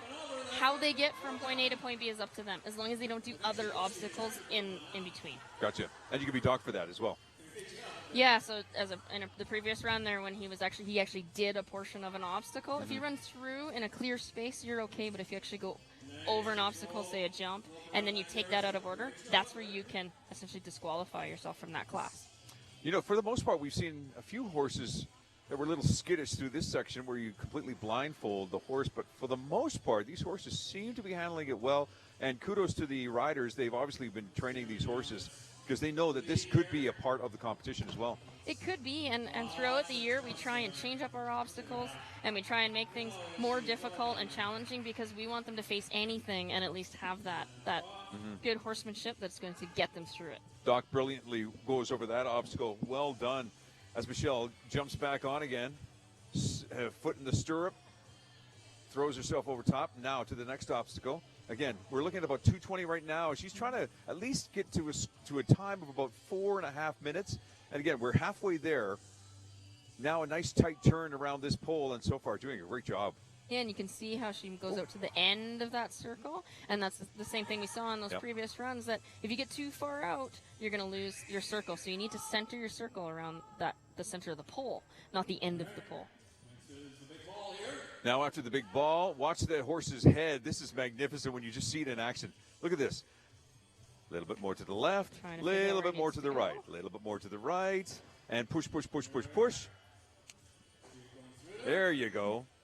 Now we're just missing a horse. Now, we're clear. Does the horse have to go through that section too? So the instructions state that the ball has to go just the through ball. the curtain. Okay. So then it's up to them if they want to then back through or move away or rise through that curtain as well. Because they already did that curtain prior to that obstacle, now if they want to go through it, they can. Can't help but notice the time so far, only 3:22 on the course, and she's doing a great job. She realizes that time, this is a fast horse. Yeah, and she's... And cleverly positioning herself for this obstacle, too. So, again, they asked to ground tie at the number. So she may be taking a little bit of a risk here by going close to the table. Maybe she won't get as many marks. Good but point. Maybe she thinks that is a payoff. Maybe the speed that she gets to her horse or the less marks that she'll get back in time, maybe that's the payoff. But this is how these riders have to ride to their race. One of the most challenging obstacles on this course by far is this one right here. 2 steps up into a pool of water with rubber ducks. I'd love to see live ducks in there one day. And that would be, we're a fair, happy animal group, so. Michelle Grassley coming around, holding on tight. She's riding Doc through the start-finish line, and wow, what a time for her. We're going to get her unofficial time in just a few moments. Boy, we've got to like what she did here. Britt, that was a great, great ride. Yeah, that was quick. It was clean. She only had a few little things in between, but, man, it was smooth. It was fast, so she's going to definitely get some time points on that. We talked about certain sections of challenge, and there were a few, and she handled it nicely. Stumbled a little bit here, but her horse Doc right through this section. Wonderfully done. Little higher step, but takes it in stride, if you will. And a nice clean off, too. So, again, if you get that extra ahead of time, you might, in a run in a different division, this is where you may be able to ride up and do better in the next division because you had that practice ahead of time. So it's very valuable. Michelle Grassley, an unofficial time of 4:20.92. And, again, we've mentioned this a few times before, but these are not the only times that the riders will be, or only marks that the riders will be judged on. Horsemanship is a key element to this, and we'll have your final scores for you as we progress throughout the show. Now, we saw Rock a few moments ago. Now, the fact that he's on a different horse allows him another opportunity to ride in this division. Yeah, so it's based on the horse and rider combo. So you'll see him throughout the day, actually. He'll be riding 2 different horses in, I believe, 3 different divisions. So he's actually going to ride 6 times today. Come on. Yeah, so it's a long day for Rock, but, hey, that means that he'll have that many chances to qualify down in the Worlds. Well, we saw him earlier. Let's hope that he's learned from his first ride because he had a bit of a challenge with his first horse, Okie Boonlight. This one is Startin' Checks. Startin' Checks. Yeah, the names may be a little different to non-horse people that are in the business because that's how you can showcase the bloodlines of your horse. So just exactly. The different breeding through dogs. That's dogs as well too. Yeah. Same thing in the horse world. Well, we've seen his horsemanship so far, but again, roping style, fantastic, easily by far one of the best so far in this competition. Yep. Rock Heins showing us how it's done as he goes through the next obstacle. And see, now it'll be interesting to see, and this is as a course designer where I set things up that now he put his rope down. He did a great job on that obstacle, but now when he comes back to number 8, he now has to get around that rope that he laid down. Okay, so that's going to play a factor in just a few minutes here, so just keep your eye on that as Rock makes his way through the noodles and looks for another couple of obstacles. And do you think he realizes it right now that, now he's going to approach this. Yeah, he probably won't realize that rope drop until he gets there. And again, we didn't say which side. We just said the rider's going to be there to be picked up on that spot. So if he comes from the other side, Dustin just jumps to the other side. Yeah, beautifully done. Dustin's going for a couple of rides here. Nicely done. He gets free rides all day long. Yeah, you're right. Jump off as quick as you can. Rock realizes he's got to pick up his pace.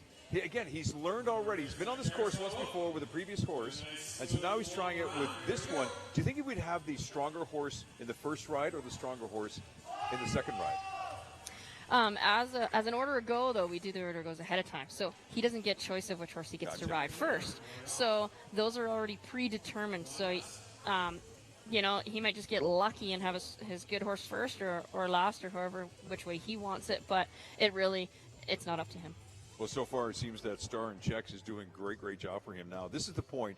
If you recall earlier, this section he had extreme difficulty with Okie Boonlight. With the other horse. But take a look at this. Startin' Checks, boy, like butter. Like butter. Yeah, so that just shows, some horses are stronger in one obstacle than the other, or maybe they're more comfortable with one thing or another, or maybe they're having a different or a bad day. So, it changes, and every second can change. Different horse, different rider, different day. No question, he is focused on this one. And I say I'm talking not only about Rock, but also the horse as well, too. Okay, now here's what we were talking about. That rope is in the way. How is he going to handle this? Well, he's going to hope that his horse will cleanly get around that rope. Man! And hopefully. Man! Yeah, as a good rancher, this horse is used to having those ropes around their legs. Absolutely. Maybe a horse that isn't used to roping, that would have been a lot more difficult. That would have been an issue big time, but Rock just, again, treating it like it was nothing. Now, through this section here, you got to push that ball. The horse has to take care of that. The rider just goes for the ride. Beautifully done. Rocky's, man, he is loving this. This is a great, great ride. Yeah, and his time is great, too. We'll get to the time in just a few moments. The last few remaining obstacles here for Rock Heins and his beautiful steed, Star in Checks. The final few obstacles here as well, too, as he makes his way around. Now he's going to leave his John Henry, if you will, steady the horse. You want to be jumping off. No, the last thing you want is for your horse to leave town, so to speak, when you're sitting there at the table. Well, it looks like the horse might want to go for a little bit of a walk here, and you just calm your horse down. Yep. That's where some of those verbal commands may come in Good point. to view. You may see them, talk to their horse and whoa them. Will you be docked for that? Not necessarily. Okay. If that gets the job done, that's what you need to do to make sure your horse stands still, right? One of the final major obstacles right now. Now he's approached this obstacle differently than the other riders. But again, I believe it's the same way he tried with the other one. So maybe this part of his ride goes, this is what's going to be better for my horses. Star in Checks does a magnificent job through this, and great job, great horsemanship, great riding by this gentleman. He is showing that his lifeblood, or his family blood, is here to stay. Great job by Rock Heins as he makes the final stretch around the corner, the start-finish line, and check out his time. Wow, easily, by far, the fastest here. He's exhausted, but man, he's got to be pleased with this. What a ride that he had here, Britt. Yeah, that was very, very quick and definitely a lot better than the previous horse that he had. A lot less faults that you'll see throughout the course, so he should be super happy about that ride. And bragging rights, no doubt. Absolutely. At the dinner table tonight. Hey, did you see that last one? I don't even think that my horse stepped on any ducks. But remember, the rest of the family has some more rides too, so it's not over yet. Fantastic ride by that gentleman and by that horse right there. Give us away. There's a thumbs up for you. Rock Heins and Star in Checks. What a time, a 4:19.42 in the non-pro category. Setting an example. Well done. Boy, I tell you, the extra oats for that horse. Yeah, they're going to get fed well tonight, that's for sure. All right, we know this young lady because one of our statisticians over here to our right, mom, a proud mom, is sitting here looking at her daughter, Heather. And mom, and Heather, extremely focused on this ride. Yeah, and again, another team that you're going to see going down to the Worlds for sure. So this is a big deal, and not only is Heather riding in youth, but she's riding up to non-pro. That's a big jump. Heather's the rider. Jack's electric slide is the horse. Time seems to be something that all of these riders need to be very, very aware of. And right away, Heather is attacking this course big time. Yeah, she usually comes out of the gate pretty quick, but she knows that, she's got to go up against Rock and the rest of the Heins and Joanne and everybody else, that they're fast. So if she wants to be on her game and win, she's got to go quickly. She's the final of two riders here in this division, the non-pro division. Heather's just making sure she's got that rope tied around that calf, and it looks like she does tighten it up. Beautifully done. She's got the drag. Look at that. Look at that focus on that young lady's face. Absolutely great. Gets rid of the rope. We saw Heather in our youth division before. Steadies her horse. Okay. Yeah, and your horse is a little excited, so she's going to take a couple of extra seconds just to kind of settle her down so she can make this nice line, because we know she can do this. Let's see how she does through the rings. There's two down. Come on. Oh, just a little low on that one, and misses the bucket as well, too. She'll be penalized, yes. Yeah, so she'll lose it for the rings and for that return of the stick. You mentioned it earlier. She's got to steady the horse. The horse is just a little excited. I mean, you hear the crowd. You hear the music. Oh, and they're pumped up, and the music's going, and the crowd's going, and people are yelling. So, of course, you're going to get excited. But that's where you have to settle yourself down. Well, there's horse bragging, right? The horses talk. Finds herself a rider. Makes it through obstacle number 7. Doubles off. Onto that carousel. Now, twice around the carousel. Again, what you're looking at here is making sure that her line. Yeah, if you were to draw a perfect circle, yep, that horse would ride that perfect circle. And so you won't see too much movement on the arm of that rider to make those perfect circles. How'd she do, Britt? That was pretty good. I mean, that was pretty steady. She had a nice ride. You can see she rides very smoothly, so she'll get good horsemanship points out of that type of riding from the judges. All right, this is the blindfold section, a section that can be very daunting for some horses and some riders. We've seen earlier in this competition, we had one or two riders and horses who are struggling through this. Let's see how Heather handles her beautiful steed. This is Jack's electric slide that she's just easily coaxing along. Yeah, one step at a time, but hey, one step at a time can get it done versus losing on missing out half the obstacle, right? Right. Trust your rider and you'll do fine. And beautifully done. And the crowd very appreciative of those efforts. Heather getting refocused, gets herself back in the saddle again, off to the next obstacle. And Mom, let's take a look at Mom. Oh, Mom's smiling over there. She's excited about this. All right, nice and tight around this section. Nice tight circles. That's what she's hoping for. Yeah, and that's the way that you can avoid that handle there that they put the pole back on. And so she did a good job about that. She didn't get hung up on that post. Focusing on the horse, but also focusing on the obstacle. That's the beauty of this competition.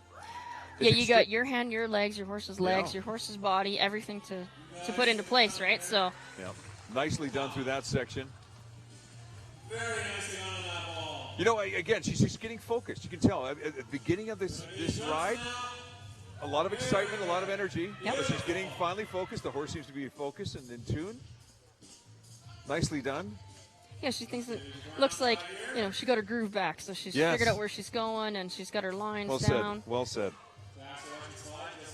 Heather Birchnell and Jack's electric slide. Okay, Heather, just sign your name and move on. She's writing a little note. Heather was here. Yep. Again, time is a factor for her as well, too. Granted, it's only a portion of the competition, but it's still something she's got to consider. When you're competing against really good horse people, sure. I mean, the time can be the be-all, end-all if everybody does just as well in the obstacles, right? Can I have a little drink? Well, sure. You got to put in an effort. You might as well get a little drink out of the matter. Well done. And a lot smoother on the dismount. That was nice. And what a ride for that young lady. Wait till you see her time as well. Jack's electric slide coming around the final turn through the start-finish line. Boom, there she goes. And applause from the crowd. They appreciate the effort. And boy, wait till you see her time. Not bad through this course. And again, we talked about different sections. Here's one section she just handled, and another section handled so very well. Yeah, so both of those were those circles that were very nice. See, she's showing off a little bit of that reining, those slides to be able to come into different obstacles. So you'll get little points like that throughout the way. And, of course, you need a drink before you finish your ride, right? But that just shows the horse is comfortable. There she is. And let's see her time, too, because it was something. 4:27.94, the second fastest in this competition, in this division, the non-pro division. Jack's electric slide, a little nervous at the beginning, but calmed down. She calmed the horse down. Again, it's horsemanship, too. It's the partnership between the rider and the horse. You got a lot of course to do some adjustments and to get it back together. And, hey, you never know. She may end up on top. We saw Gina Howard in the intermediate division with a horse named Zach, and she is riding that horse named Zach. So why does she try the other division and now the more difficult division? It just gives her extra practice, right? So if you're going to come out for the day anyways, you may as well ride in the one that you have already, you're used to competing in, and then increase that difficulty because, hey, maybe next year she wants to ride into the non-pro instead of the intermediates. Will the horse remember the intermediate course? They may have then seen the obstacles, but again, we've changed the course. So it is still a different course. Although there are some similarities, but you're right. There's a higher degree of challenge with this. Gina is the final rider in the non-pro division. We still have the Ride Smart and the pro division to come here. It's Extreme Cowboy, Alberta. These are the finals from beautiful Cochrane, Alberta. And what a great, great facility here as well, too.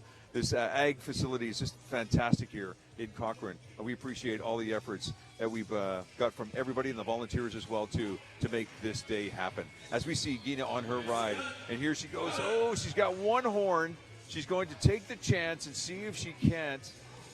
Again, the key is you got to get both horns lassoed. She's got one, as she's being a little tricky with that rope, but good for her. She still wants to show that her horse can face up. You know what? And does it very, very well. Well done. Leaves the rope. She doesn't need it. Off to her next obstacle. And again, when we talk about each division, they get more difficult. Now, this is something we saw in the earlier divisions. As we go a little farther, will the rings change? The rings may not change, but that's why we change up the direction. So, and they may be faced with they have to do a left-handed versus a right-handed and coming from different ways. But then in a totally different race, we may raise those rings up higher. So Can we add over fire? their How head. about fire? Can we add fire? You know, they don't say that we can't use fire, but but I think to code inside today, I think we have to leave the fire out of it. But you never know. There's an outside course here. Dustin's going for a free ride. And lucky him, got on just without any problems at all. Beautifully done. Those are the types of horses you want if you need to jump on the back.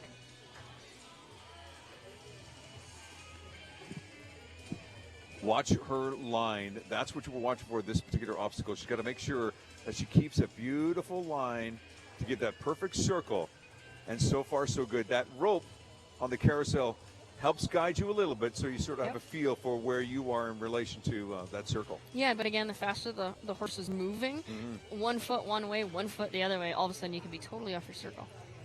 Gina Howard on Zach. Let's see how Zach handles this particular section. Again, the horse is completely blindfolded and has to walk in an obstacle that they can hear, and they say to themselves, well, what do you want me to do? And again, so she might have Struggling been in a the little other. bit here. She might have been in the other division, but they didn't have to do this in the other division. True. So yeah, they may have to walk over that, but again, now Zach has no idea what that is. So, exactly. So there you go. So it's more challenging as you go up in the divisions. But there's a trust factor. Maybe giving a little pat on the side of the horse's neck. Maybe just a few words of encouragement. And yeah, and again, this is that partnership that they gain throughout the whole year trying to compete at these races, right? So it doesn't happen overnight. You have to build that. Now, Sriracha Pole is a tight turn. We saw the carousel with a bigger turn. Both important for any rider at a ranch. These are skills. These are life skills that you need to have with your partner, with your horse. Yeah, they might not look exactly the same when you see them out on the ranch. We've just made them colorful, made them bigger, made them more extreme, as we like to say. But the skills, the riding, the pattern work, the stuff that you need to do, it's still going to be the same thing that you would need if you want to be that overall horseman. With these small little jumps here, the serpentine jumps, are these jumps raised higher in bigger divisions or in later divisions? Yeah, so you'll see as we get, especially when we get into the pro, all those jumps will be raised up nice and high. And they may have to do a different pattern or come from a different angle.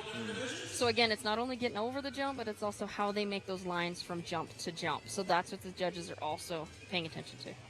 Oh, she's writing down a couple of things. Well, she's got things to say. Now, is this adding any bonus points for her, knowing that the horse can Unfortunately, I don't think the signature writing adds any bonus points. However, Zach stood perfectly still to wait for her to do that. So it does show that he was very patient and he had a great ground tie. And again, we're each of the riders are also judged on horsemanship. And again, the trust you have, the horse has in you and you in your horse, knowing that you turn your head away and knowing that the horse isn't going anywhere. Let's see how she does through this section, through the water. Again, the horse is familiar with this section, so maybe a little bit more at ease. Yeah, possibly, but he came in from a different angle. We all of a sudden added the ducks, right? Yep. So Gina Howard finishing off the course on Zach. Not a bad time. We'll get that in just a few moments. Boy, the crowd appreciates this. Well done. And to the start-finish line is Gina Howard. That is our final competitor in this round. And again, through this section, she actually did pretty good. A little slow on time, but still, she should be very pleased with this. yeah, she had some great obstacles out there. Wonderfully done.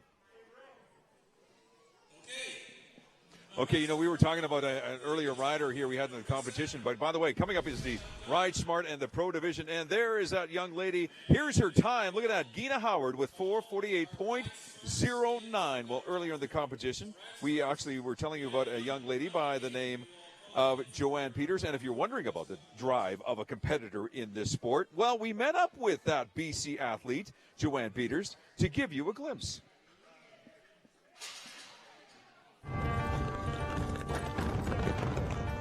A couple members of the XCA came to Cranbrook and did a little outside course and a little competition, and that's where I fell in love with it and continued it on from there. My name's Joanne Peters. I've been riding for over 35 years and competing with this for a year and a half. I live in Creston, British Columbia, and I drive 6 hours once or twice a month to come see this beautiful group. They're a great bunch of people, and to compete in this sport with hopes to, again, which I did qualify to go to the Worlds in Texas this year. Skinny bridge! Skinny bridge! This sport entails a lot of different equine events, so that's what it really intrigued me about it. It's got your barrel racing, your pole bending, which I just came off of right now. It's got your jumping, your reining. You need all these type of components in order to have a good horse to do this event, so it's compiled up a lot inside a horse. This is Sydney, Doc Shining Sydney. I raised her, I had her mother, and trained her myself. And she's 8 years old this year. I saw these guys doing it a few years ago, and I said to myself, wow, look what they do with those horses, and now I'm doing it. So anybody can do it. Give it a try. It's a great sport.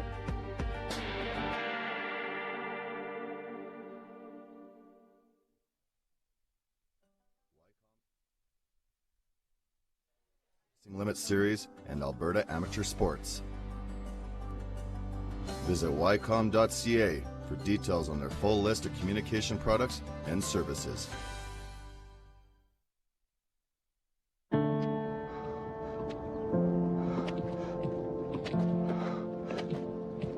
I'm not special. Cancer happens to people all the time.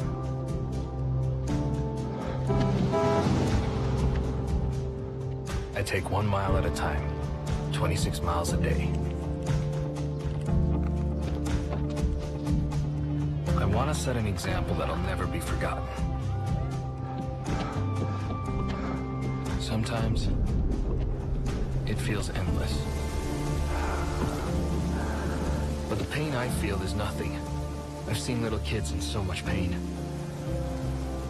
Somewhere, the hurting must stop. Terry Fox ran more than halfway across Canada to raise money for cancer research. Every year, millions of people around the world continue the marathon of hope in his name.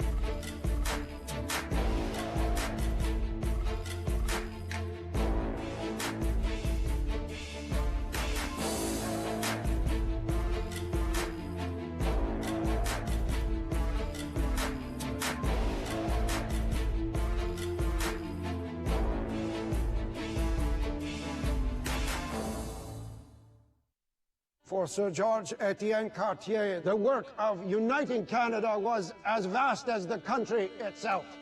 First, he won over Quebec. Union is the only way forward. No, Monsieur Cartier.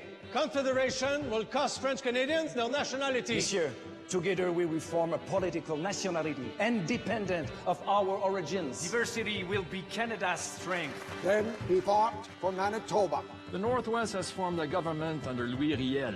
We will not join Confederation unless our rights are respected. So you want a new province? Then you have it. There will be a place for your people in Canada. He envisioned a country from Atlantic to Pacific. British Columbia won't even think of joining Canada without a wagon road through the Rockies. Ask for a railway. We are building a country after all. Bold as a lion, Confederation could not have happened but for him. Le Canada, son pays, ses amours.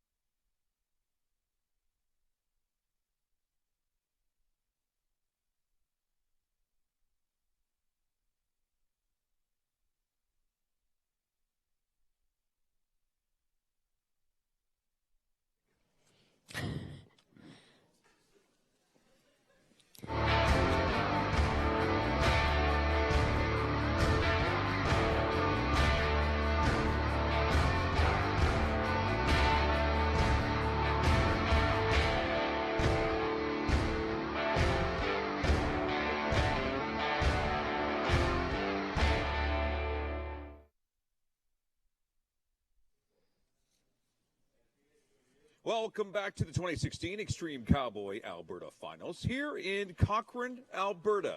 Joined by ECA member Britt Cook. My name is Phoenix. Today at the Cochrane Ag Society Arena with a brilliant course and obstacles that are rated differently for each class of competitor. Britt. Yeah, so as show director and the course designer, it's my responsibility to ensure obstacles are different for each division, and they increase in difficulty for each division. All right, we're talking about division, top of the ride, smart division. Shannon Lewandike is on course right now with her horse Aspen. Let's take a look at what she can do. Now, this is the ride smart division. The obstacle's a little bit more challenging. I know we've seen a few different divisions, the non-pro and the intermediate. So let's just go over this one step at a time here, Britt. First of all, we talked about this pole, the Garacha pole. It's a tight turn. So it'll be a very small circle. So again, if they do it at a lope, they're going to have to lope a very small circle. So what you'll see in this division, a little different than the other divisions, is this is based on the age of the rider. So the difficulty it would be very similar to the previous division, but the age of the riders, it's all 55 plus. So this is the one time that we actually can tell you how old they are. Exactly. The rest, I cannot tell you. We have no maximum. We have no maximum in age. No maximum age. Gotcha. All right, time is part of the factor as well, too. Again, some of these obstacles you may have seen before. Now, I did notice that the section that Shannon went over at the beginning, though, some of these obstacles are a little bit higher. Yeah, so instead of using all the poles or the logs as jumps, we may also use them as a side pass, so they actually have to side pass over top of them with their horse. So we may have used the same elements, but different technique. Okay. Shannon doing very, very well on this course. She goes around the sixth obstacle. Okay, this is the one I think is kind of fun here. 3 rings. Get all 3 of them. There's 2. Let's see how she does with number 3. Nicely done. But she's not done it. She puts it into the bucket, which she does very, very well. Yep. Shannon has great control of this course, great command of this course. And, boy, she knows that time is a factor. And off she goes over this difficult obstacle, which has changed since the last couple. Yeah, so sometimes we like to make things a little bit nicer for our aged competitors. So, you know, we've moved it over a little bit, but same thing. They still have to get through that water box. They still have the ducks in it that they're not used to seeing. So it's still a difficult obstacle. Back your horse up. Your horse cannot see behind them, so they've got to trust the rider. And it looks like her horse, Aspen, got a little tied up there with the wood structure, but makes it through nonetheless, but will be docked a few points because of that. Yeah, so it wasn't the perfect backup, but she still got through it, so she'll get some marks, just not perfect marks. Push this ball through the noodles without the rider touching it. That's the key. Yeah, the rider can't do the pushing. The horse must do the work. Did a great job through that as well, too. All right, the serpentine. We've actually changed it into a U shape this time, going over the log, so we're actually going to speed this up a little bit for this course. So we'll see faster times in this division? We probably will see faster times in this division. Roping is also a key part of any ranch life, and that's something that each of these riders must not necessarily master, but at least get a good grasp of.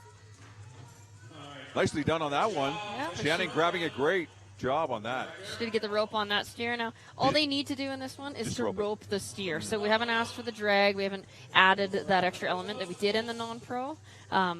But then you'll see a whole another obstacle again when you get to the pro. Shannon has a date for the evening. At least for a short period, maybe about 30 seconds of the evening, we all get that extra rider. Gives Dustin a tap to jump off so she can finish off her ride. And look at this. Again, this is the first time there's 6 competitors in this event. How is Shannon Lewandike doing on Aspen? We're going to find out in a few seconds here as she goes to the finish line as well. Shannon doing a great, great job on this, setting the bar for the rest of the competitors. And again, you'll see that's a little bit faster of a time. We've asked for a few less elements to these things. So the times will be faster, but again, it's all relative. So it's time to beat in the class, right? So you'll take a look at that time. That's 3:38.13, and that's where your standard is. All right, Shannon Lewandike just finished the course. We have a couple of Heins family members in the mix, as well as Barb Minichello and Rick Wickland. Who's the one to look for here? in this division, probably Rock Heins. He's already been through this course a couple times. Yeah, he has the 2 horses again in this division, so he can ride up into that ride smart because he is the 55-plus group. And he usually lays down a really fast time. So we're going to see, how he maybe improved from the last one. And he will definitely have some times to beat. Why this category? I mean, why not just have a category with all of the riders? Why isolate it to 55 plus? Well, we do the same thing with the kids as well. So the youth or the young guns. So there are some age categories, but we just want to make it fair for people that they don't feel like they have to come out and compete against people that, maybe they may not be riding up to, or it's too challenging for them. So we want just to make it fair. Everybody has a place. Well, we'll see what place Rock Heins has. Okie Boonlight, which we saw in the non-pro division. He just rode not too long ago. He's going to attempt it now in this division. Again, this is the Ride Smart division. Rider number 2, competitor number 2 of 6 here today. This is the Extreme Cowboy Alberta Finals as Rock Heins takes a very interesting grab a hold of that pole. Yeah, and again, we didn't say which direction he had to go. We didn't say he had to change direction. He did in that case. So but he chose to do that. Okay, yeah, so he's not penalized by it. He's not penalized by it. No, he might actually gain points because he made it more difficult. Okay. There are 4 judges that are also taking into consideration not only the time, but also the horsemanship, and to see the kind of symbiotic relationship that the horse and the rider have in this competition. So far, Rock's doing pretty good. Well, I should give credit to his horse as well. It's a team effort for sure. Through the noodle section. Now, we talked about the noodle section. It may look easy to you and I, but for the horse sees it differently. Yeah, the horse may see it as a big wall. Plus, they have to squeeze through that ball and the judges stand. And if he wanted to, he could have come the other direction. So, again, it's up to the rider. Ride to your ride, not based on everybody else. I want to thank the amazing sponsors here who are part of this event as well, too, because it's a new sport for the most part. Here in Alberta, where you're making some amazing strides here, Britt.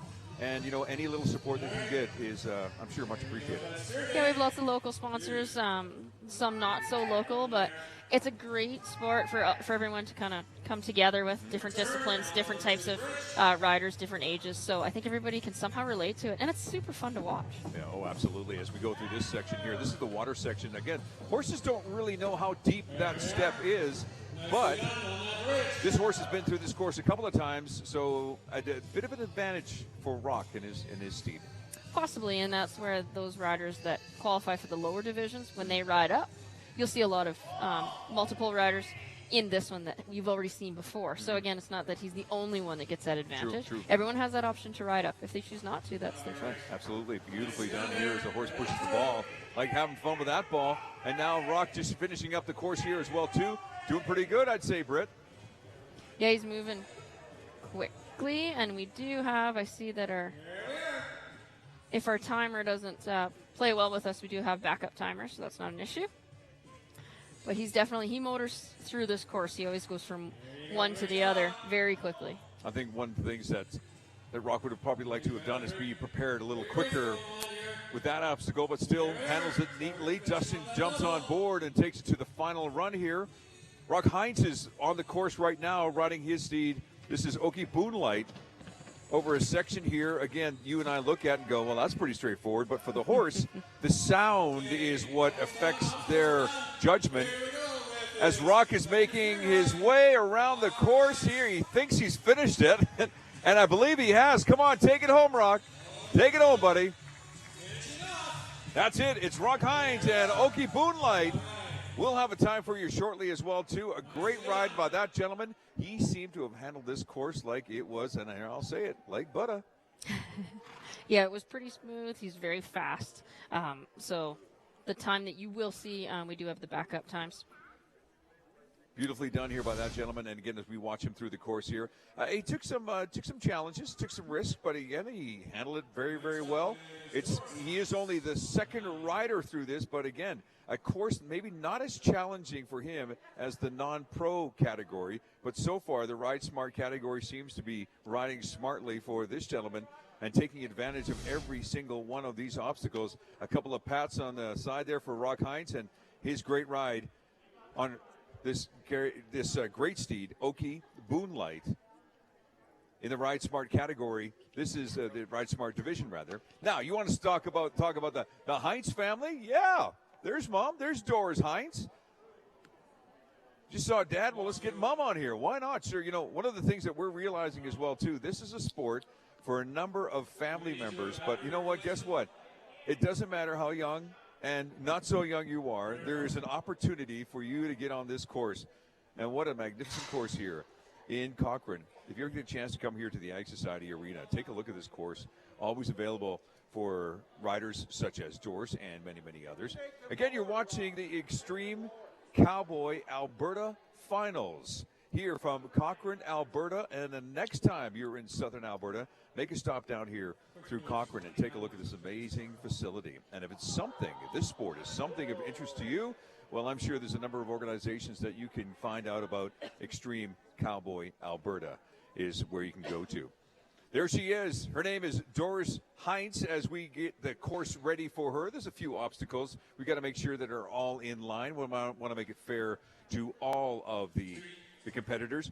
But you know what? It gives us an opportunity as well, too, to thank all of the great volunteers here on camera, behind the scenes as well, too, who are doing a magnificent job. And we're so thrilled to bring this to you as well, too. And you see, as we're just making sure that everything is taken care of, done just right. Extreme Cowboy Alberta. Again, there's all the details if you want to find out more information about this great organization. Again, just getting the last few things, the last few little details. And, you know, we talked about this being a family affair. It truly is a family affair. Oh, we have an unofficial time, by the way, for Rock. His time, 3:23.59. I'll give you that to you again. This is an unofficial time for Rock Heins, 3:23.59. 3:23.59. Okay, we seem to have gotten everything all squared away here. But again, we want to thank you very much for joining us. We are live on YouTube, and we thank you very much for joining us. If you want to make some comments as well, too, we'd like to hear about what your thoughts are. Maybe this is a sport you never thought you could be a part of, and you thought, wait a minute, but maybe I'm too old, or maybe I'm too young, or maybe I just want to try something different. Extreme Cowboy Racing may be something for you, and I'm sure, Britt, you've got a lot of people who come to you all the time and say, hey, how do I get involved in this? And there's plenty of ways. Yeah, if you go onto the website, the extremecowboyalberta.ca website, we have events listed there that you can come out and even just play with the obstacles. So it's more like a practice day rather than having to come out and race for the first time. So if you go on that website, and we also have a Facebook page, Extreme Cowboy Alberta Facebook page, you'll see all the events there, and you can come out and even just get some practice time versus having to race the first time out. You know, part of it is just getting out here and doing it, and look at this. Here is Doris Heins, who has just entered the course now in the Ride Smart category. This is the 55-plus category. The obstacles, yeah, they're still there. The difficulty scaled down somewhat, but still, you still have to have a skill and a relationship between you and your horse to achieve success in this course and this sport. Look at Doris. Can't help but put a smile on your face when you see her. Yeah, right? She's just smoothly going through this like she's doing it all her life because she's been riding horses all her life. Yeah.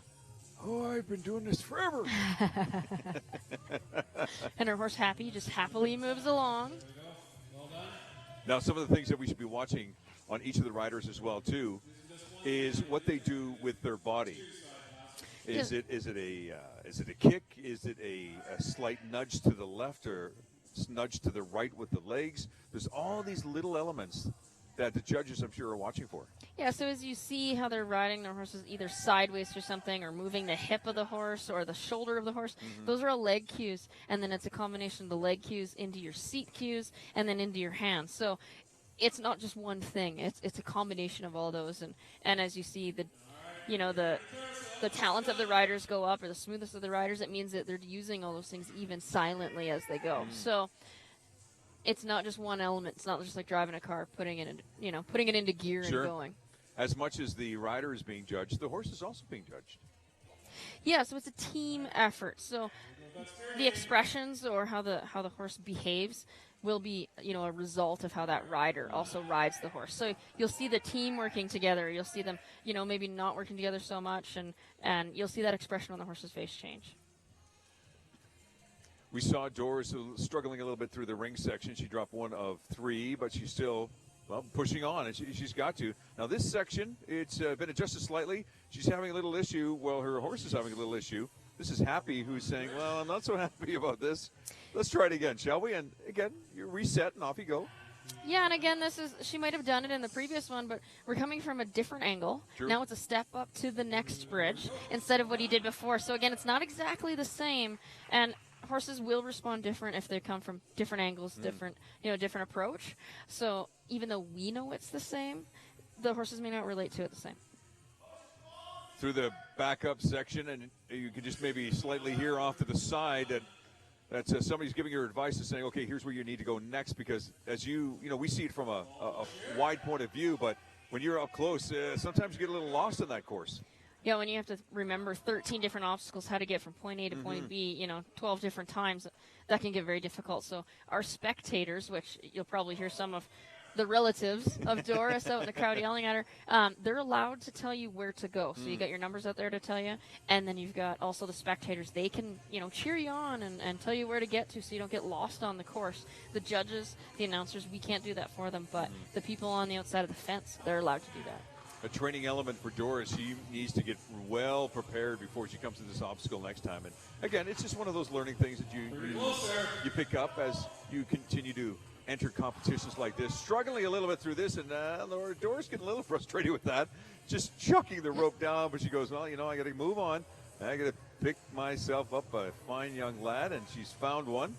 Yeah, she knows that, there's a time element there. So if you know you're not going to get any better at doing that obstacle, you can just kind of move on to the next one. So she's taken that time into consideration. Right. You can see Happy is a little uncertain about what's about to happen right now, wondering, okay, who's this guy? What does he want? What does he want to do? So Doris readjusts herself, smartly readjusts. There's the horsemanship that we talked about and the knowledge of what to do here. So now Dustin, who is our rider, gets readjusted, and he can't really help too much, can he? No, he's just there. He's like the mannequin. So she needs to pick him up, and it's not up to him to make this happen. So if the horse isn't sure with it, she just needs to ride on, which is what she's going to do. Yeah, and unfortunately those are some of the things that do happen. She realizes it too, and there's got to be a point where you say to yourself, okay, well, I got to move on, right? Move on, yep. Time is ticking, and I might as well get on to the next one. Yeah, and move on she does, and coming around the final stretch, what a ride for that young lady, and what a performance by Doris Heins.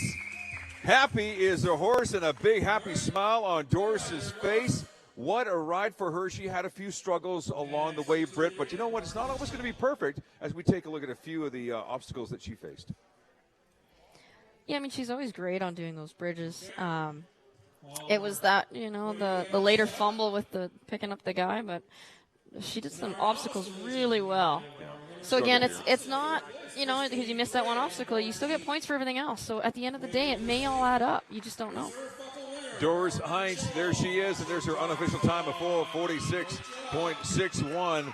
Boy, there's a face. Boy, she just loves it. She just loves being out here, and we thank you very much for seeing that great effort. Barb Minichello is up next on a horse by the name of Jackson. What do we know about Barb? So Barb's another one who comes from BC. So her and Joanne usually come together, and she hasn't been here for the full season, but she definitely started coming out a few races ago. All right, well, the course is cleared, and we are ready for her. This is Barb Minichello on Jackson. It is her first time seeing this course. Let's see how she performs. Again, a time around 4.5 is probably going to bode well for her, so that's something she's got to think about. The whistle is off, and she is ready. The judges are ready. Going through the start-finish line, and the time starts now for Barb. Starting off with the first free ride. A quick turn to the left as she gets her eyes set for this. Again, she's been watching other competitors. She's now the fourth competitor in this division.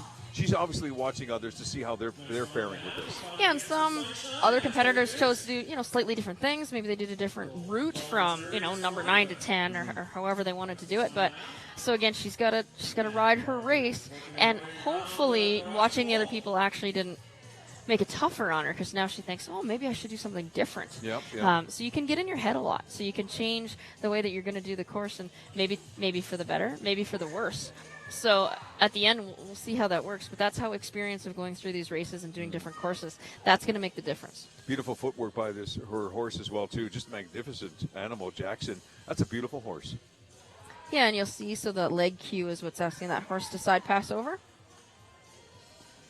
Wonderful through that section as she sets her sights on the next section, getting through those doodles, whatever you want to call them. Again, the horse doesn't know if it's a wall or not, but again, there's the trust that the rider and the horse must have. That's where horsemanship plays a part in the final judging as well, too, as she makes her way around the carousel a couple of times. 2 times is all she's required to do. She sets her sights on for the next obstacle.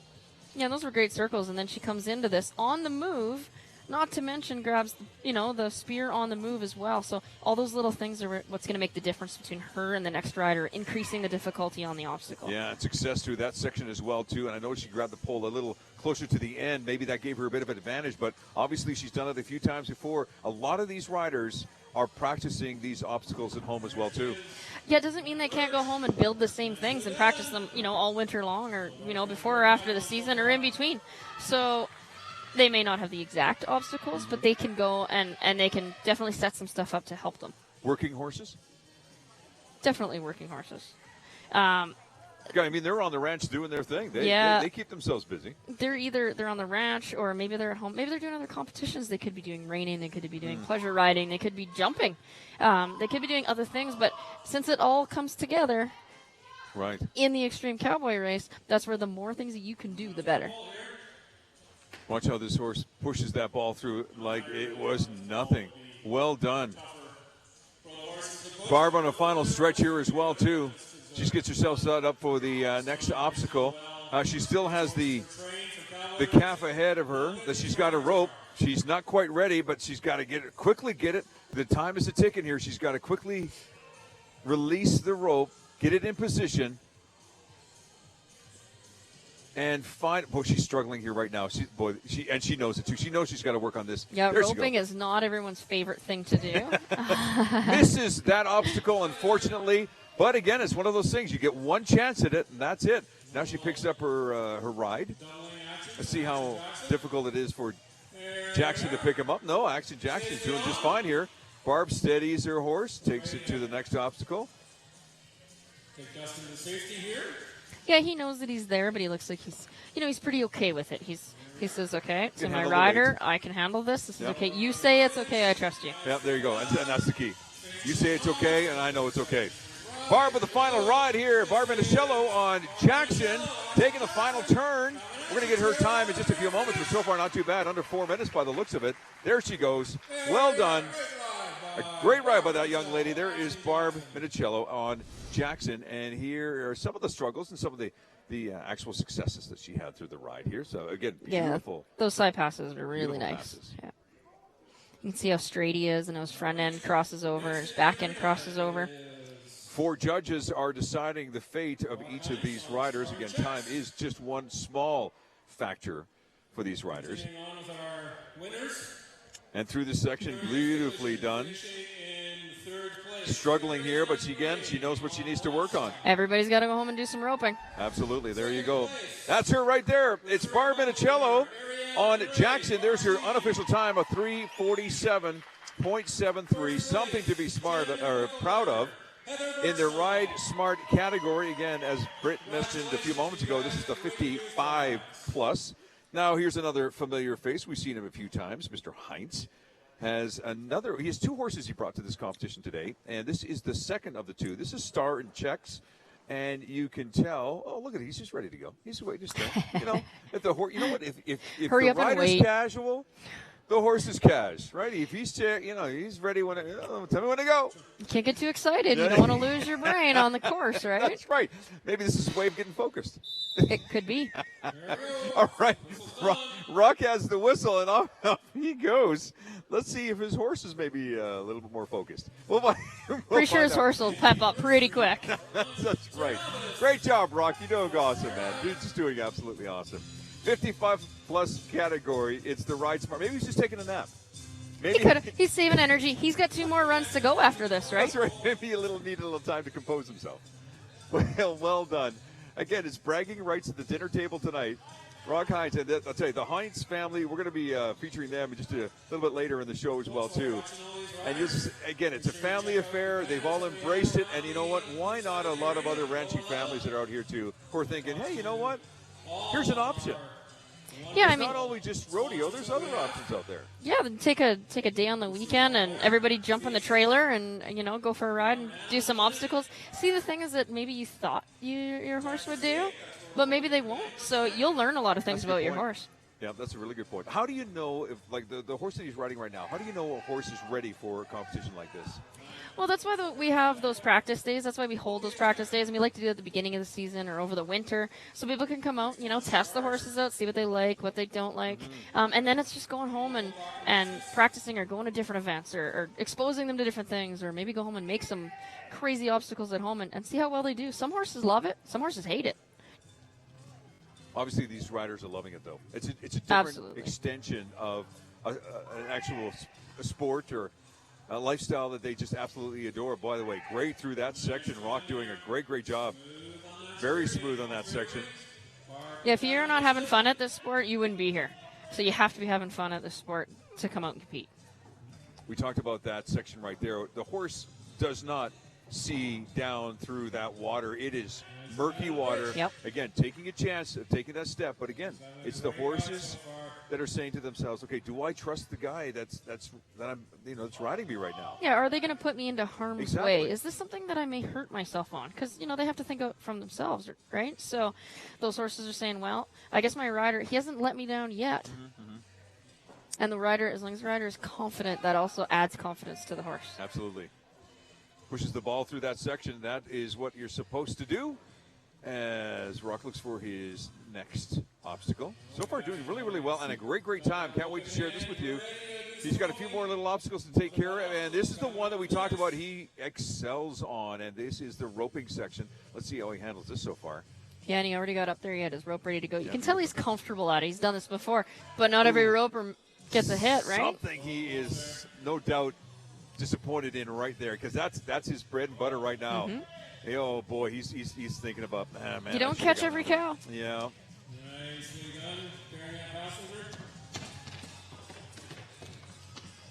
Nicely done through there.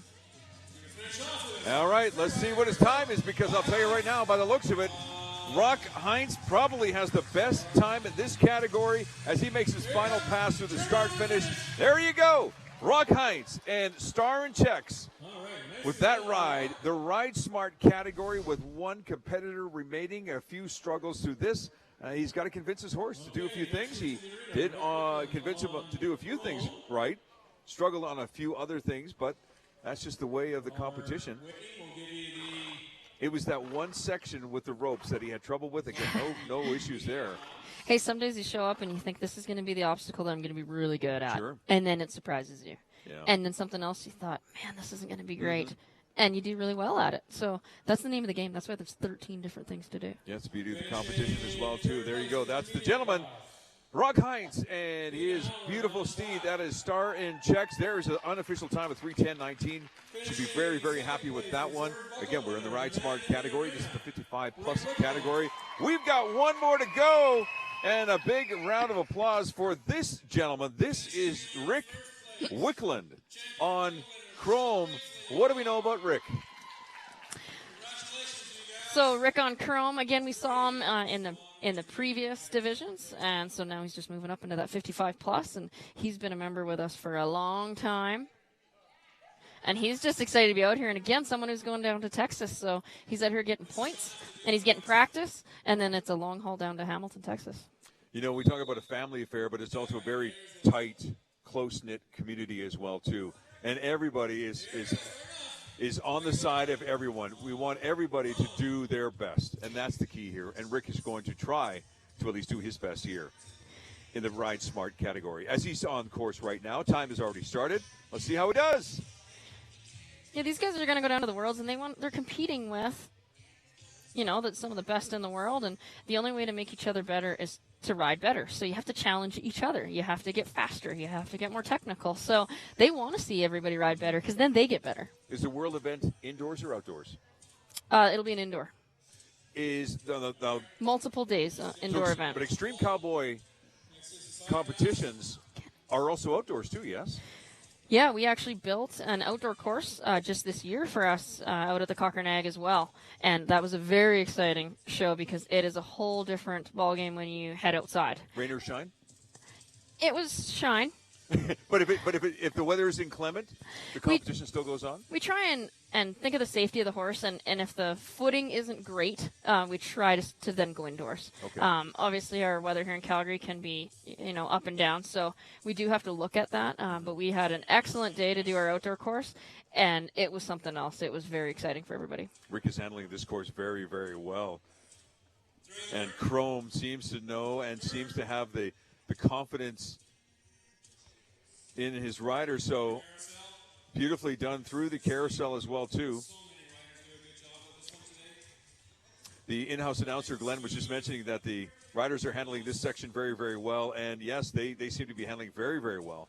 And a testament to just all the training and also just keeping their horse busy and making sure that they do understand that this is part of the competition. Yeah, you're not going to get someone who comes out, for the first time and just blows everybody away if they haven't practiced. So practice is the key. You have to go home and use that time. I noticed one of the rings is red. Any significance? Sometimes we like to change up the colors. Okay. Sometimes it's difficult for the riders to see the darker colors, Good so point. maybe we put the dark ones at the beginning or the end, or just to make it a little more difficult for our own sight. I would also think that even though this is a competition, the skills that these horses and riders are learning can also help them on the ranch as well, too. Yeah, they can help them at home. Even if they're out trail riding, you get stuck between two trees. You got to side pass over a log. You may have to jump that log. Maybe someone's horse runs loose, and you got to double that guy back to the trailer. That's a great point. So you may have to do it on the ranch. You may have to do it on the trail. Yeah, heck, you may even have to do it the next horse show. You don't know. That's a great point. You don't always want to be jumping off your horse and saying, okay, come on, let's do this. You're right. Skills like this can actually help the horse as well, too. Oh, yeah. Get through situations that, they hadn't trained for. And it's not exactly the obstacle, right? It's just doing different things over again that maybe to the horse they look different or they look scary or they're not sure about them. Right. But then the rider continuously, assures and reassures them that it's okay. So you may go down and see a brand new obstacle they've never seen before and they go, well, I'm okay with this because last time you showed me a new obstacle and we did fine. Yeah. So it's building that confidence and rolling with the confidence versus, and sometimes you have days that things go awry and your horse scares at something, and so you just go home and you practice it, or you practice something different that might have the same element. So it's just showing them that they can show them new things, and it'll be okay. Rick's struggling with the rope element, but not too bad on this element here. Now you got to make sure you carry your passenger through a certain distance. Yep. Off you go. Rick's doing a great job on this course so far. Not a bad time, too. We'll see that in a few moments. There he is, Rick Wickland on Chrome, the final rider in the Ride Smart competition. This is 55+. Great job for Rick. Here's a look at some of his challenges along the way. Again, he knows what he's doing. That horse is in full focus. And that's a testament to the rider as well, too. Beautifully done. Seems to know exactly every step. The horse trusting through the rings. Well done. There he is. The expression on that horse's face. Oh, they're yeah. enjoying it. They love it, right? You're The right. fresh ears, the wide eyes. It's not the wide eye of I'm scared of it. It's I love this sport. This is exciting. You're right. 3:58.29 for Rick Wickland, and he should be very, very proud of that. Our final rider in the Ride Smart competition. Fantastic. Great job. And again, great competition that we continue to do here as well on Shaw TV. and we hope you are enjoying it as well. You know, we've seen a number of competitors that are related to each other, and to say that this is a family sport is more than true for this three-generation family. Have a look. In 2011, my mom asked me to come to a horse show, an extreme cowboy race, and I was hooked. Cody says, I could do that. So he started, and he hardly rode at that time. And he went out in the spring and won the go-around, and that kind of hooked him. And my oldest son said I could do that, so I challenged him to do it, and he started the next year. So now we have 3 generations doing it. There's lots of benefits to competing with the family. It can be lots of fun. It's fun to win, but it's also fun to see them win as well. My name is Cody Heins. My name is Doris Heins. My name is Heins.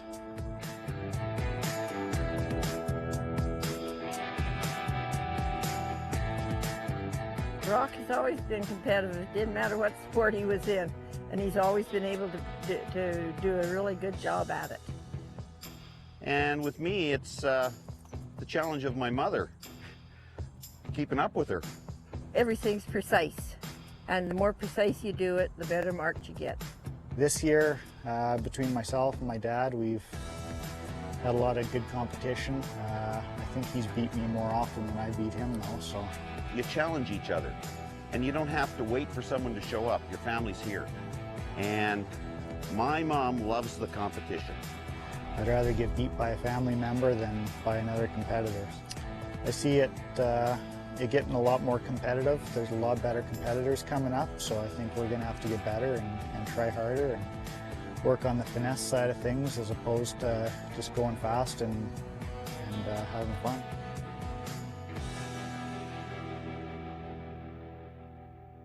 It's like a family thing. They cheer for me, my brothers and sisters even, because I'm riding a horse that all 3 families have helped raise. My little horse here, he really trusts me. He looks up and he comes over to the fence to say good morning. He just, we're buddies. Well, you have to have a good relationship with your horse in an event like this. It comes down to a lot of horsemanship and a lot of trust, and I've got to trust that he'll go where I point him, and he's got to trust that I'll point him in the right direction. So there's definitely a strong bond there that we both learned a lot from each other, and we both have a lot to continue to learn from each other.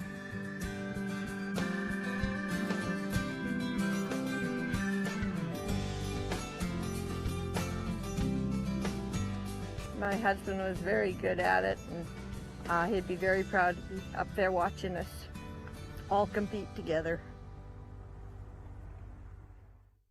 YCOM Solutions, a proud supporter of the Chasing Limits series and Alberta amateur sports. Visit ycom.ca for details on their full list of communication products and services.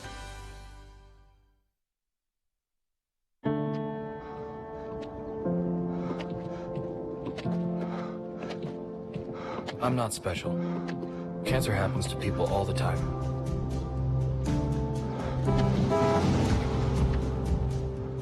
I take 1 mile at a time, 26 miles a day. I want to set an example that'll never be forgotten. Sometimes, it feels endless. But the pain I feel is nothing.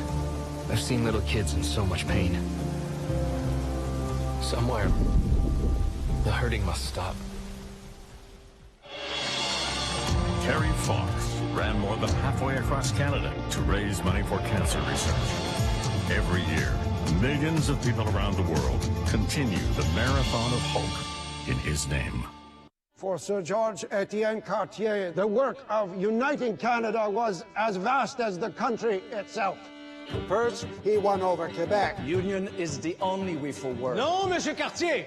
Confederation will cost French Canadians their nationality. Monsieur, Together we reform a political nationality, independent of our origins. Diversity will be Canada's strength. Then he fought for Manitoba. The Northwest has formed a government under Louis Riel. We will not join Confederation unless our rights are respected. So you want a new province? Then you have it. There will be a place for your people in Canada. He envisioned a country from Atlantic to Pacific. British Columbia won't even think of joining Canada without a wagon road through the Rockies. Ask for a railway. We are building a country, after all. Bold as a lion, Confederation could not have happened but for him. Le Canada, son pays, ses amours.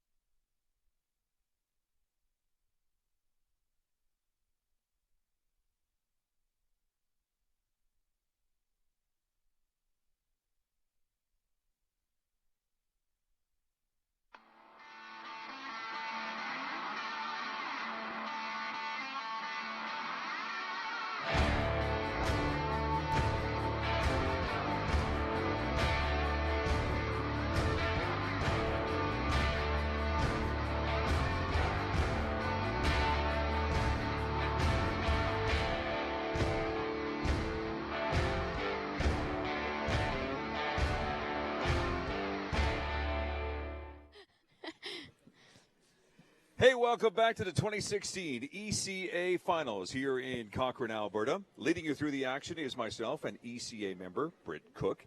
Extreme Cowboy Racing, Britt, began as a way to enhance the relationship between the horse and the rider. Explain. Yeah, you'll see as you watch these horses and riders go through the course, they need to trust each other, work together as a team to get through some of these obstacles that may either be scary or technically challenging to the team themselves. They do some things that most people wouldn't even think of doing when they were at home, so it's our jobs to make it an extreme obstacle versus what you may do at home. All right, let's take a look at the leaderboard. This is the pro division. We have 4 competitors. Some of them are riding twice, so in essence there are 6 rides. Brock Heins, I'm guessing, is the one that we should be looking for. He is usually the speed demon on the course. However, now we've moved into the pro division. So these are people who somehow work in the horse industry for a living. So they spend many hours on horseback. So there's going to be some competitors out there for him to race against. Oh, yeah, we've got the pro division. This pro division is the best of the best, the elite here. And here is a young lady to take a look at. We like Nicole. And Nicole comes from a different area of Alberta as well, so she travels here with some of her students, and she's going to be riding a different type of horse that you'll see. So she rides Tennessee walking horses, and there's something to watch as well. But again, a discipline that any type of rider, any type of horse can come and compete at. All right, she's riding Rose's Merry Spirit. We have 1 of 6 rides. Again, we mentioned before, a couple of these competitors are riding twice. Nicole is her one and only chance in the pro category, and again, right off the get-go, she is giving her. Time is a factor, but there's also horsemanship that plays a part of this. The obstacle course has been changed slightly. Maybe just walk us through this, Britt. What are some of the things that we're going to notice here? So as you'll see, our jumps have increased. Again, they can take some hairpin turns, or they can go around some certain things. So everything's been up, so to speak. So they're going to do similar obstacles, but they are going to be more difficult. And at the end, there is a bit of a surprise where you'll find instead of be picking someone up, they're going to be losing a saddle. I'm sorry, you said losing a saddle? Yeah, so one of the obstacles that we may ask them to do is to ride bareback. So instead of just ride bareback or do a straight line or do a circle, we're going to get them to go over that bridge and finish their free ride without the saddle. Now, they know this ahead of time. They know this as of this morning. So they've had time to sort of figure out their world and how they're going to be doing this. Hopefully they were either practicing out in the warm-up or they were practicing at home, because if you want to get speed also under bareback to finish off your ride, that's got to be something you're going to have to practice ahead of time. You know, we talk about why the rider is actually getting off the horse, and let's talk about control and understanding. The horse realizes, hey, I'm not supposed to go anywhere. I'm supposed to just hang tough here until my rider tells me it's time to go. A beautiful example. We saw that just a few moments ago. Now look at Nicole as she already is getting herself ready for the roping part of it. We've seen in the earlier competitions where some of the riders come to a complete stop, reach down, grab the rope, do it very slowly, very gingerly, but as you can see, Nicole, she was ready to go. Now she's struggling a little bit here in this section, but that's what she's got to do. She's got to be focused. She's got it. She does a great job on lassoing that little calf. Yeah, the little orange calf. The little orange calf. It wasn't exactly straight, but hey, she got it roped. She did the face-up. She did the drag. So, I mean, she's going to get some marks for that. We've seen some similar riders as well, too, dealing with this. I love this. Now, the horse is supposed to literally push that ball through the noodles or the doodles and does it just magnificently through the ring section. How does she do? She nails all 3, lands him in there. Nicole's having a great ride. That's how you do the rings.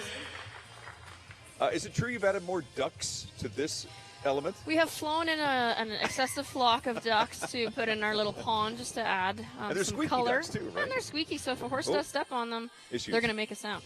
And again, so some of these pros, well, all of these pros, unless someone is riding up, these pros have not been on this course today. They have not seen the obstacles. They only get to come and ride once. That is an obstacle that surprises me that she didn't make it through. In fact, this is the only rider we've seen so far who did not make it through that particular section with the ducks. Trying now, struggling a little bit through the section, the carousel section. What's going on here? Yeah, she had a little bit of she actually changed her direction through that. Maybe that wasn't a good choice.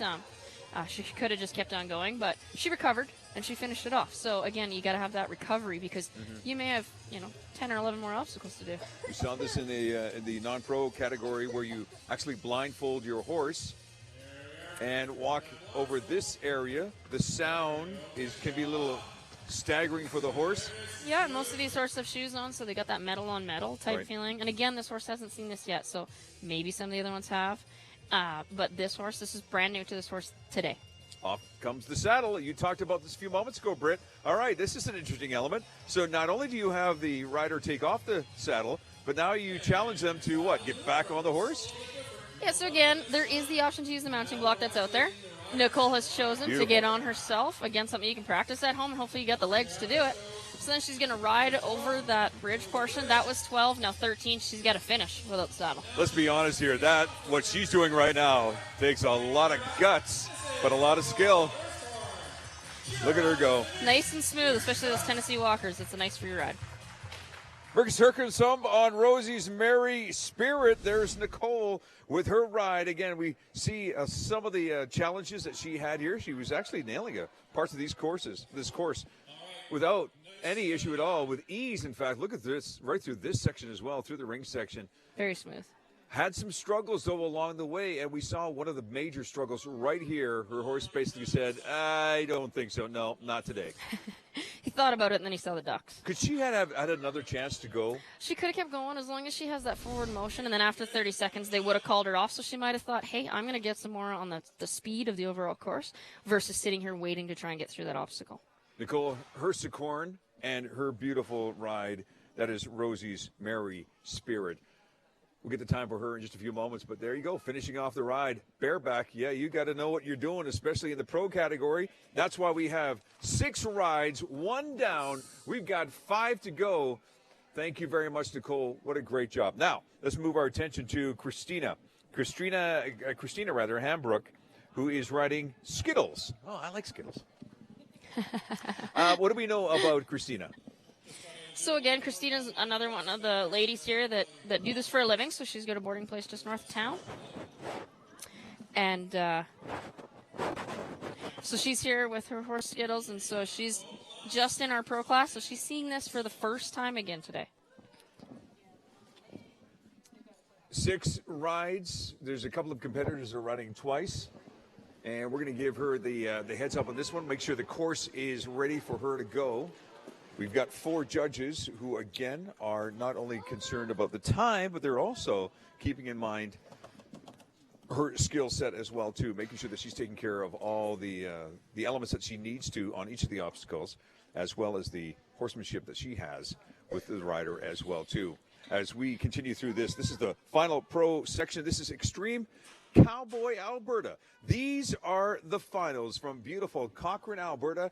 And boy, what a magnificent facility as we show you this course again and show you again some of the amazing folks who've actually turned up here. There's a lot of people. There's a lot of interest, and I'm sure, Britt, you've noticed over the years too.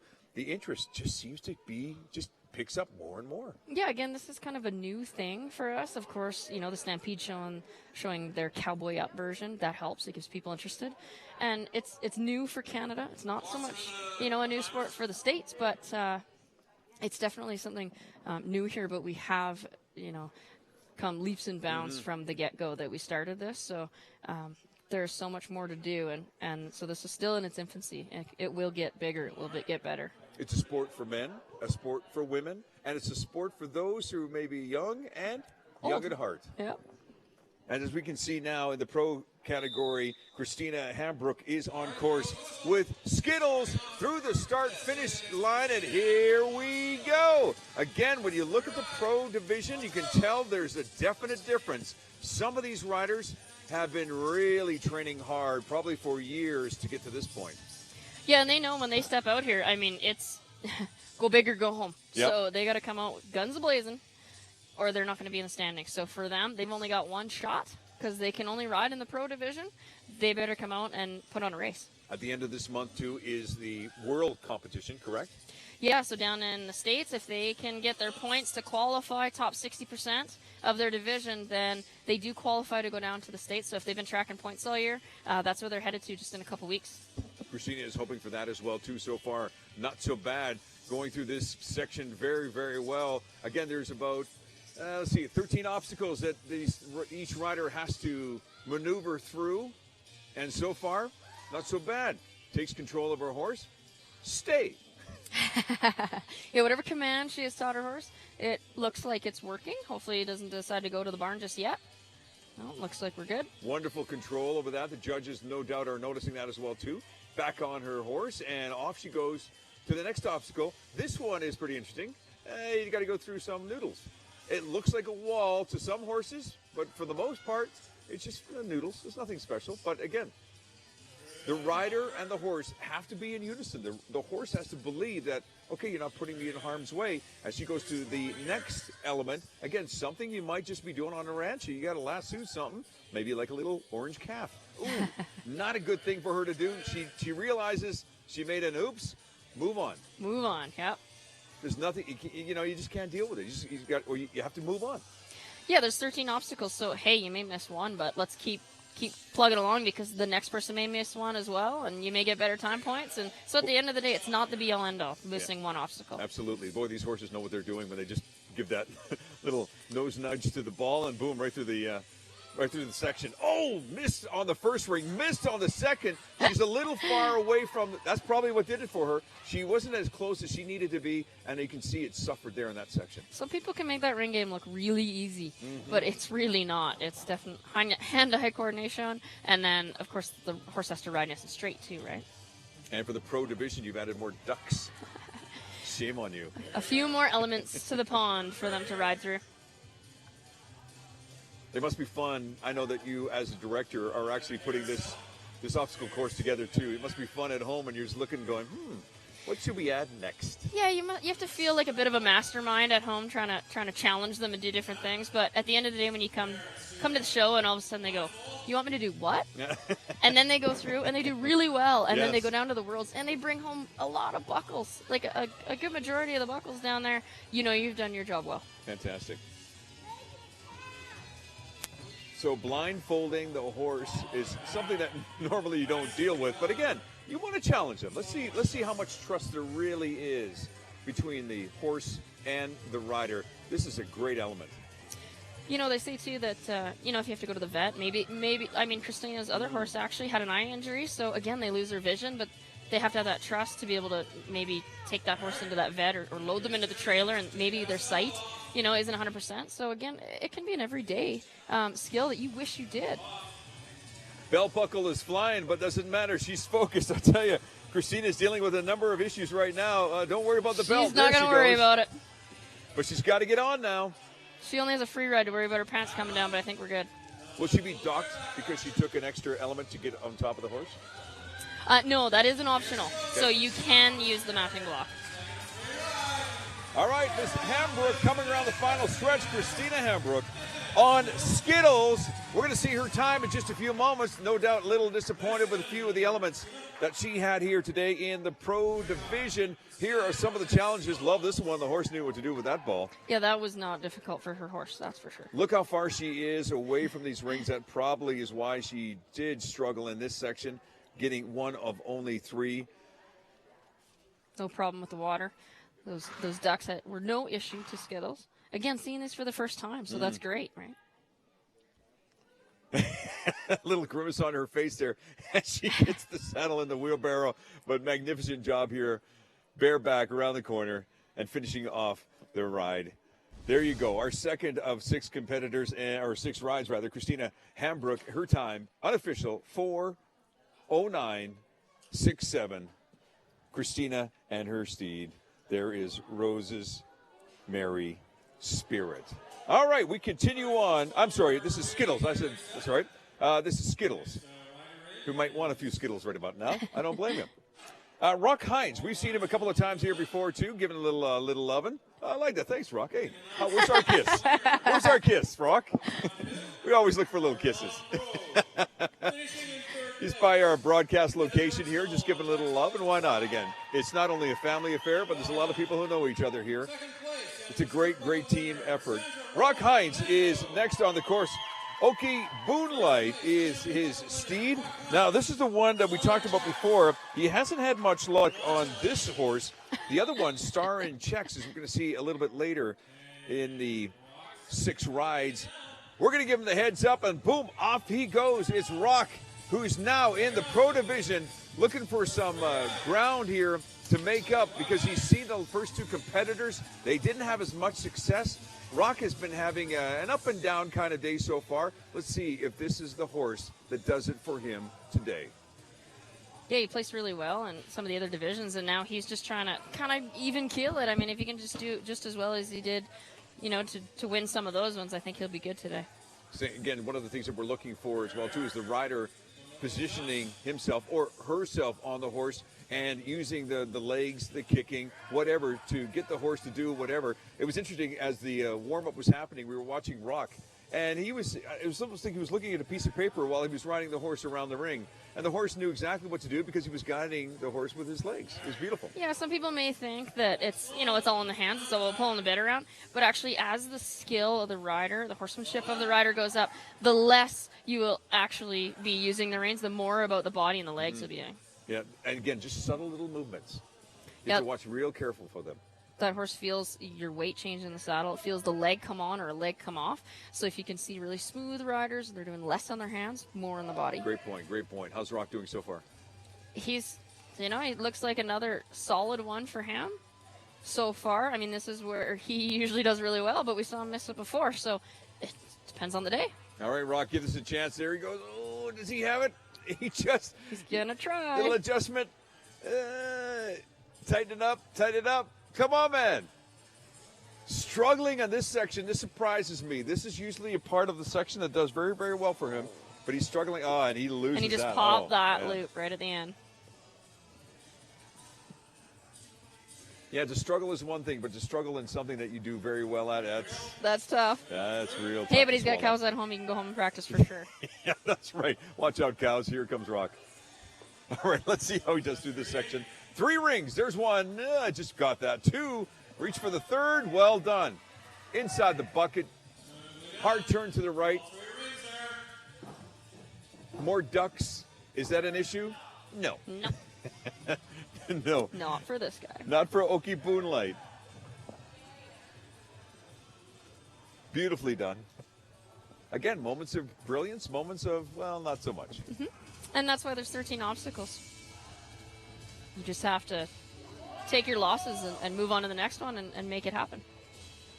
Pretty good time for Rock. We'll see it in a few moments here, but he's doing so far so good.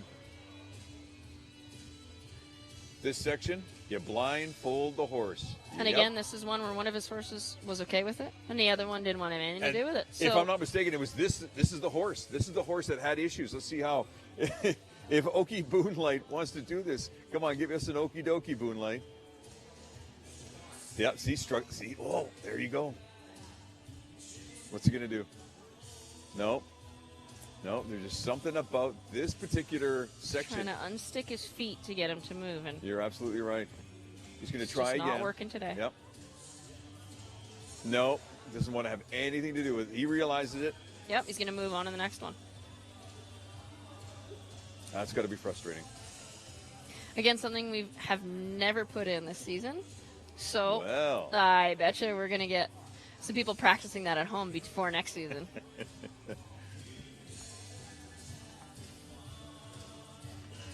All right, now off comes the saddle.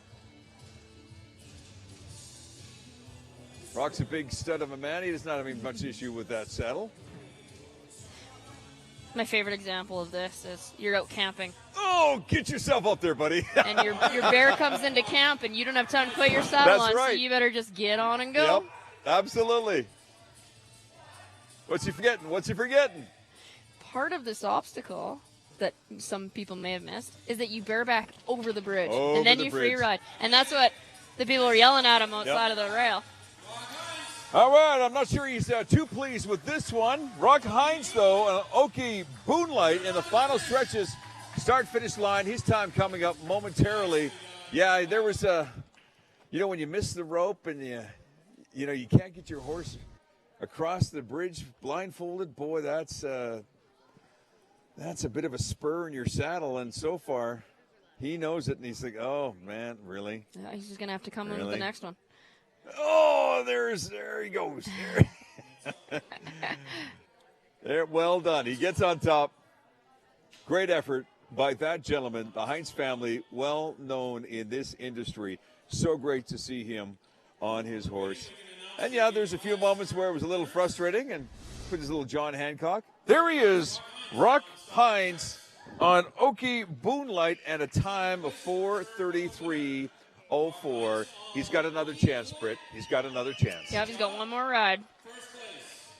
This is the pro category. 3 riders down. We've got 3 more to go. As you've seen so far, even experienced riders like that gentleman have issues, but we'll see. We'll see how they do. Well, we saw this young lady earlier. Yes, she's on another horse. This one is called A Strong Will. Nicole Korn is back on course. Again, the pro category. This is the elite of the elite, the best of the best, Brits. Yeah, so these are the people that they work in the horse industry. That doesn't mean we get all the time to work on our own horses in the horse industry, but at least we can try and get some time in the saddle. We know that Nicole struggled a little bit on her first horse, on Rose's Merry Spirit. We're hoping, and she definitely is hoping on that, but she's learned from it. There's no question about it. She went through the first round, and she's saying to herself, okay, what did I learn?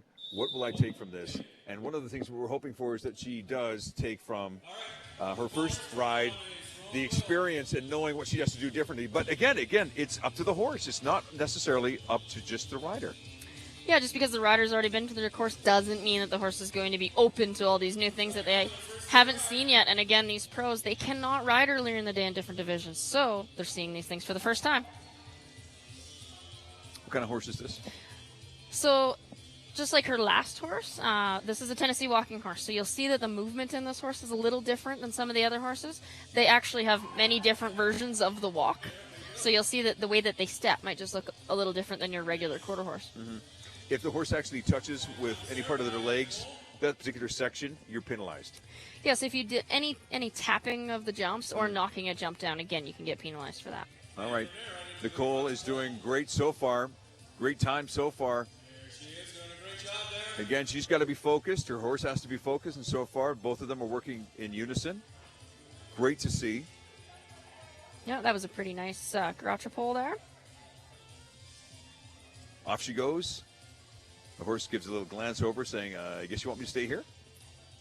All right. This is a good example of horses that work in different disciplines, right? So she also shows these Tennessee walkers in their breed shows, and then she comes here and does Cowboy Challenge with us. Beautifully done.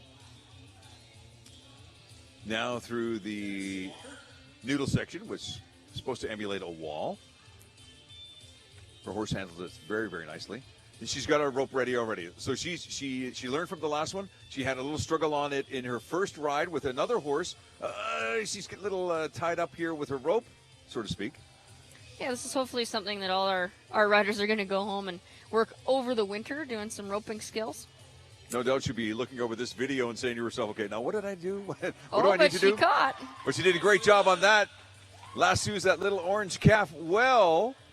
Gives a little tug. She doesn't have to, but she's doing it anyway.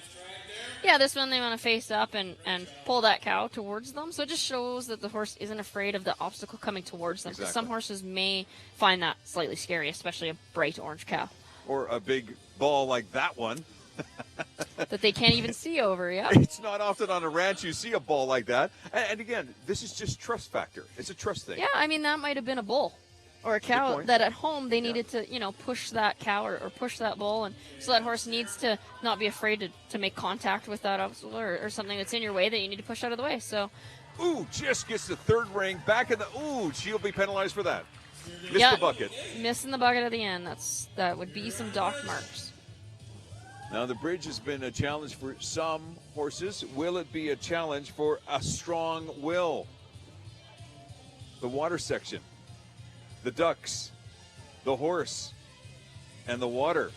Oh, takes a jump over the water. He was trying to avoid it, but then he missed. So still made it through it. Okay. There will be dock marks, for the fluidity, I guess, of the ride over the bridge, but she'll still get those partial marks at least, so she didn't have to avoid it like the last.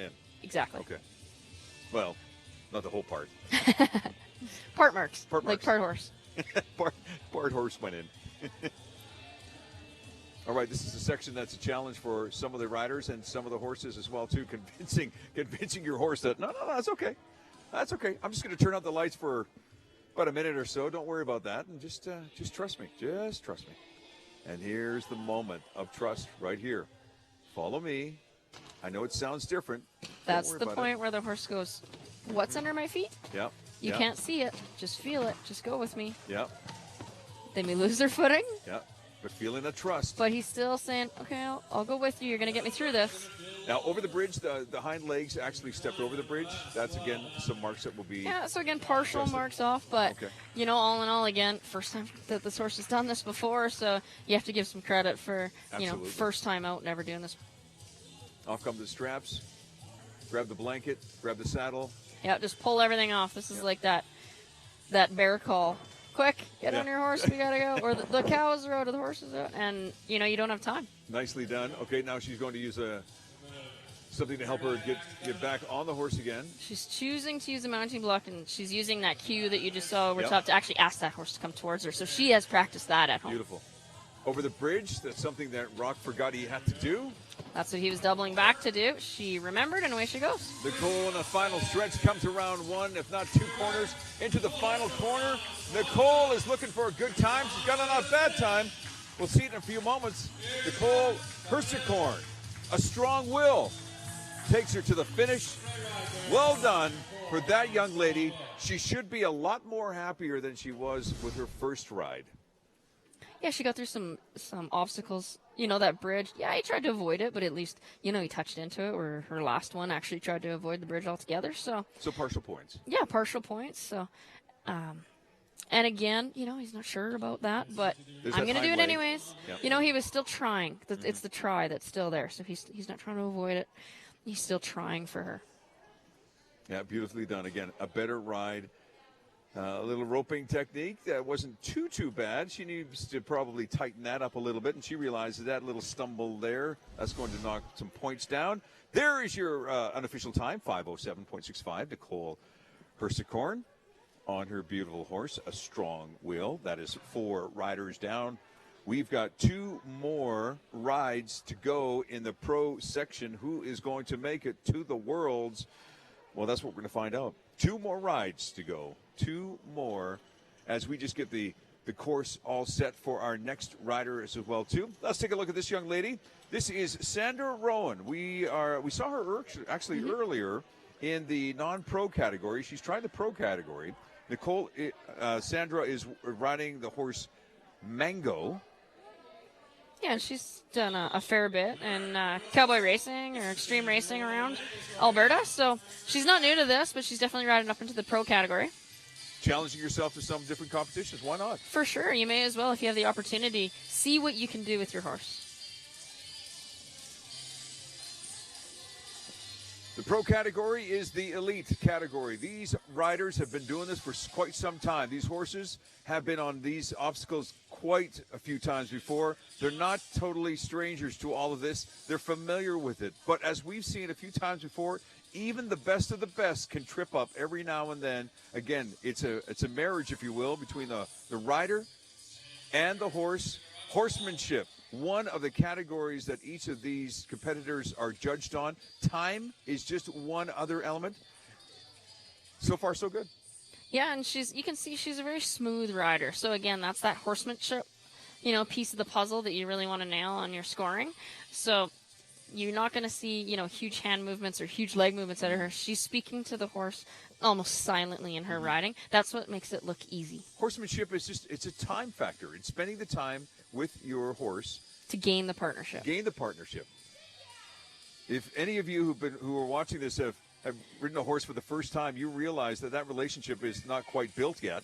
But for someone like Sandra, who's on Mango right now, they've easily been together for at least a couple of years to gain this kind of confidence in each other. Yeah, you can tell the riders and horse teams that have worked on that, whereas some new people will come in and it really shows. You can tell the ones that kind of are new to the sport, but that's why you have to come and just do multiple events and race up when you can and come to the play days and practice, or just go try new places, new things that maybe you didn't think you were going to try out, but hey, you never know, you might surprise yourself. There you go. Not rushing through the course is Sandra, taking her time and does it very, very well. Ropes that little orange calf, gives it a couple of tugs, backs the horse up. And that's her facing off to that cow and showing that she can drag it towards her. So, again, the horse is not afraid to face up to that cow. Again, we talked about it. Time is a factor, but it's not a major factor. So she is taking her time. And she realizes that, you don't want to pressure the horse too much. Just, we've got a task at hand. Let's make sure we're both focused, and let's just take care of it. Right now, she's struggling a little bit with the ball. You've seen some other riders who their horses just come up there with a little nose nudge, and boom, the ball is through. That's all right, though. She's still through. Still makes it through the wall. Now to her next obstacle. Yeah, some riders choose to take the time to get those horsemanship points, or maybe they're prepping for, say, going down to Worlds. They want this horse to be calm and cool, collected when they get down there. So if you get them too ramped up, you may all of a sudden lose the horse, out from underneath you. So they get so excited that everything else falls apart. Well, you got bigger crowds, too. When you go to the Worlds, expect there to be a lot more noise, a lot more commotion. And if these horses can't handle it, that's going to be an issue throughout this competition. It doesn't matter how many times you've practiced. Here's the ducks. Here's the water. Mango is still not quite sure. He's hesitant, but still pushing forward because that's what the rider is asking you to do. And Mango handles it beautifully. Yeah, no doubt. A round of applause by the crowd here, appreciating the efforts of this young lady and this great horse, Mango. Sandra Rowan on the course right now. She is one of final 2 riders in the pro category here at the Extreme Cowboy Alberta Finals from beautiful Cochrane, Alberta, as we watch through some of these obstacles. This one is called the Carousel. Maintaining that perfect circle is the intent here, and beautifully done. Yeah, she has some nice circles. Again, it was, her horse is collected well and looks like it's handled well, nice and soft. You thought it was difficult walking across the bridge. How about if you're doing it blindfolded? You want to talk about trust? This is it. This is truly the ultimate test for a horse, knowing that, okay, I have no idea what I'm supposed to do. I'm just going to trust you to take me across something that I'm unfamiliar with. This bridge, we were up close with it, Britt. If you walk across it, you can hear the difference. And that's what these horses are they can hear it. They hear the difference. It's not your typical wooden bridge, and it's got some hollowness to it as well. So they hear that underneath, and it just seems a little uneasy for them. So, again, it's a footing that they're just not used to. So horses being so sensitive to feel and the noise, that's what makes that challenging. A couple of steps off to the side. That's going to dock a few points, but still, the horse made it across here. Round of applause by the crowd, appreciating the efforts of this rider and this horse. Now, boom, quickly turn around. Let's get rid of that saddle. Come on, Sandra. Let's pick it up. There she goes. She knows what she's got to do. But, again, she wants to make sure that everything is just right. Yeah, she's taking this very calm and cool. But, again, this might be the reason why she's not rushing. She wants to get the horsemanship. Maybe she's, prepping for that next ride that she may be doing where she wants that horse to be under control. So, again, riders have to ride to their own ride. Cochrane District Ag Society, that is CDAS. You saw that on the side of the wheelbarrow. Boom, on she goes. Bareback for the final stretch. Maintaining her balance, that's the key. Boy, you ever ride bareback, boy, you'll know what we're talking about here. Yeah, if you really want to become a good rider, take your saddle away. Now it's all about balance. Then add speed. Now she's taking her final strides around the corner. There she goes. A great ride for that young lady. Her time coming up in just a few moments. Sandra Rowan and her horse, Mango. We stopped the time. We'll get her unofficial time in a few moments. But here, again, is a look at the course. A struggle a little bit here with the ball, but still, she still made it through. Yeah, there was nothing slow about, the horse was still doing it, just not in a rush. That's all. Nice and smooth. You can see the nice straight line. She's barely moving in the saddle. And then, that was the whole ride. Yeah. Calm, cool, collective. Absolutely. You can always build on that. It's hard to get them so excited and energetic that it's hard to then calm them down. Mm-hmm. It's always easy to build onto it. Beautiful ride by that young lady and that beautiful horse. Mango's the name of the horse. Sandra Rowan with her ride in the pro unofficial time of 5:44.01. Sandra Rowan should be very, very pleased with that ride.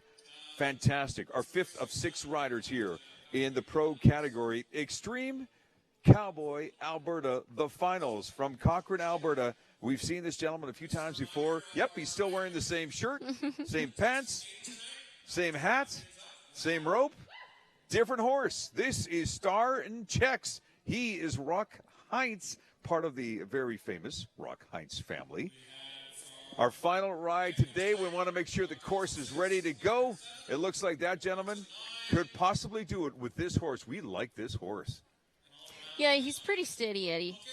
Definitely has some experience under his belt, and you'll see that as he's going through this course. All right, our final ride of today.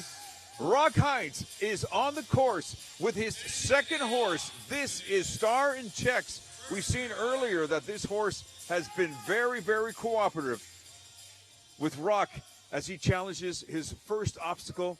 Beautifully done. Again, he's picking up the speed here. He realizes that possibly time is going to be a factor just in case he may have some stumbles along the way.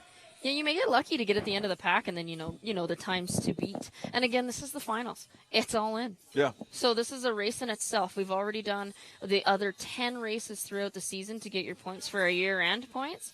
But this finals, this is a whole show in itself. So what happens here is the result of this show. A little more difficult with a rider coming in with multiple horses because now they've got to equal their balance. They balance their time with those horses. So some of them, they're spending more time, maybe less time. I don't know. Some of your warm-up may change. Some Sure. horses may need more warm-up than others, so then they're going to have to balance that out, obviously. And you get a feel as a rider, too, which horse is actually reacting better to you.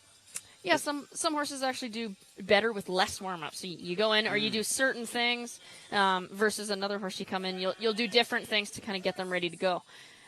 So that as a rider, you need to know that ahead of time, and then you know what to do when you get to that competition. And it might be the change of competition. You got to have the stamina, too. Rock's no spring chicken. He was in our 55-plus group, right? And right. he's on his ride number 6. So we know he's at least 55. Exactly.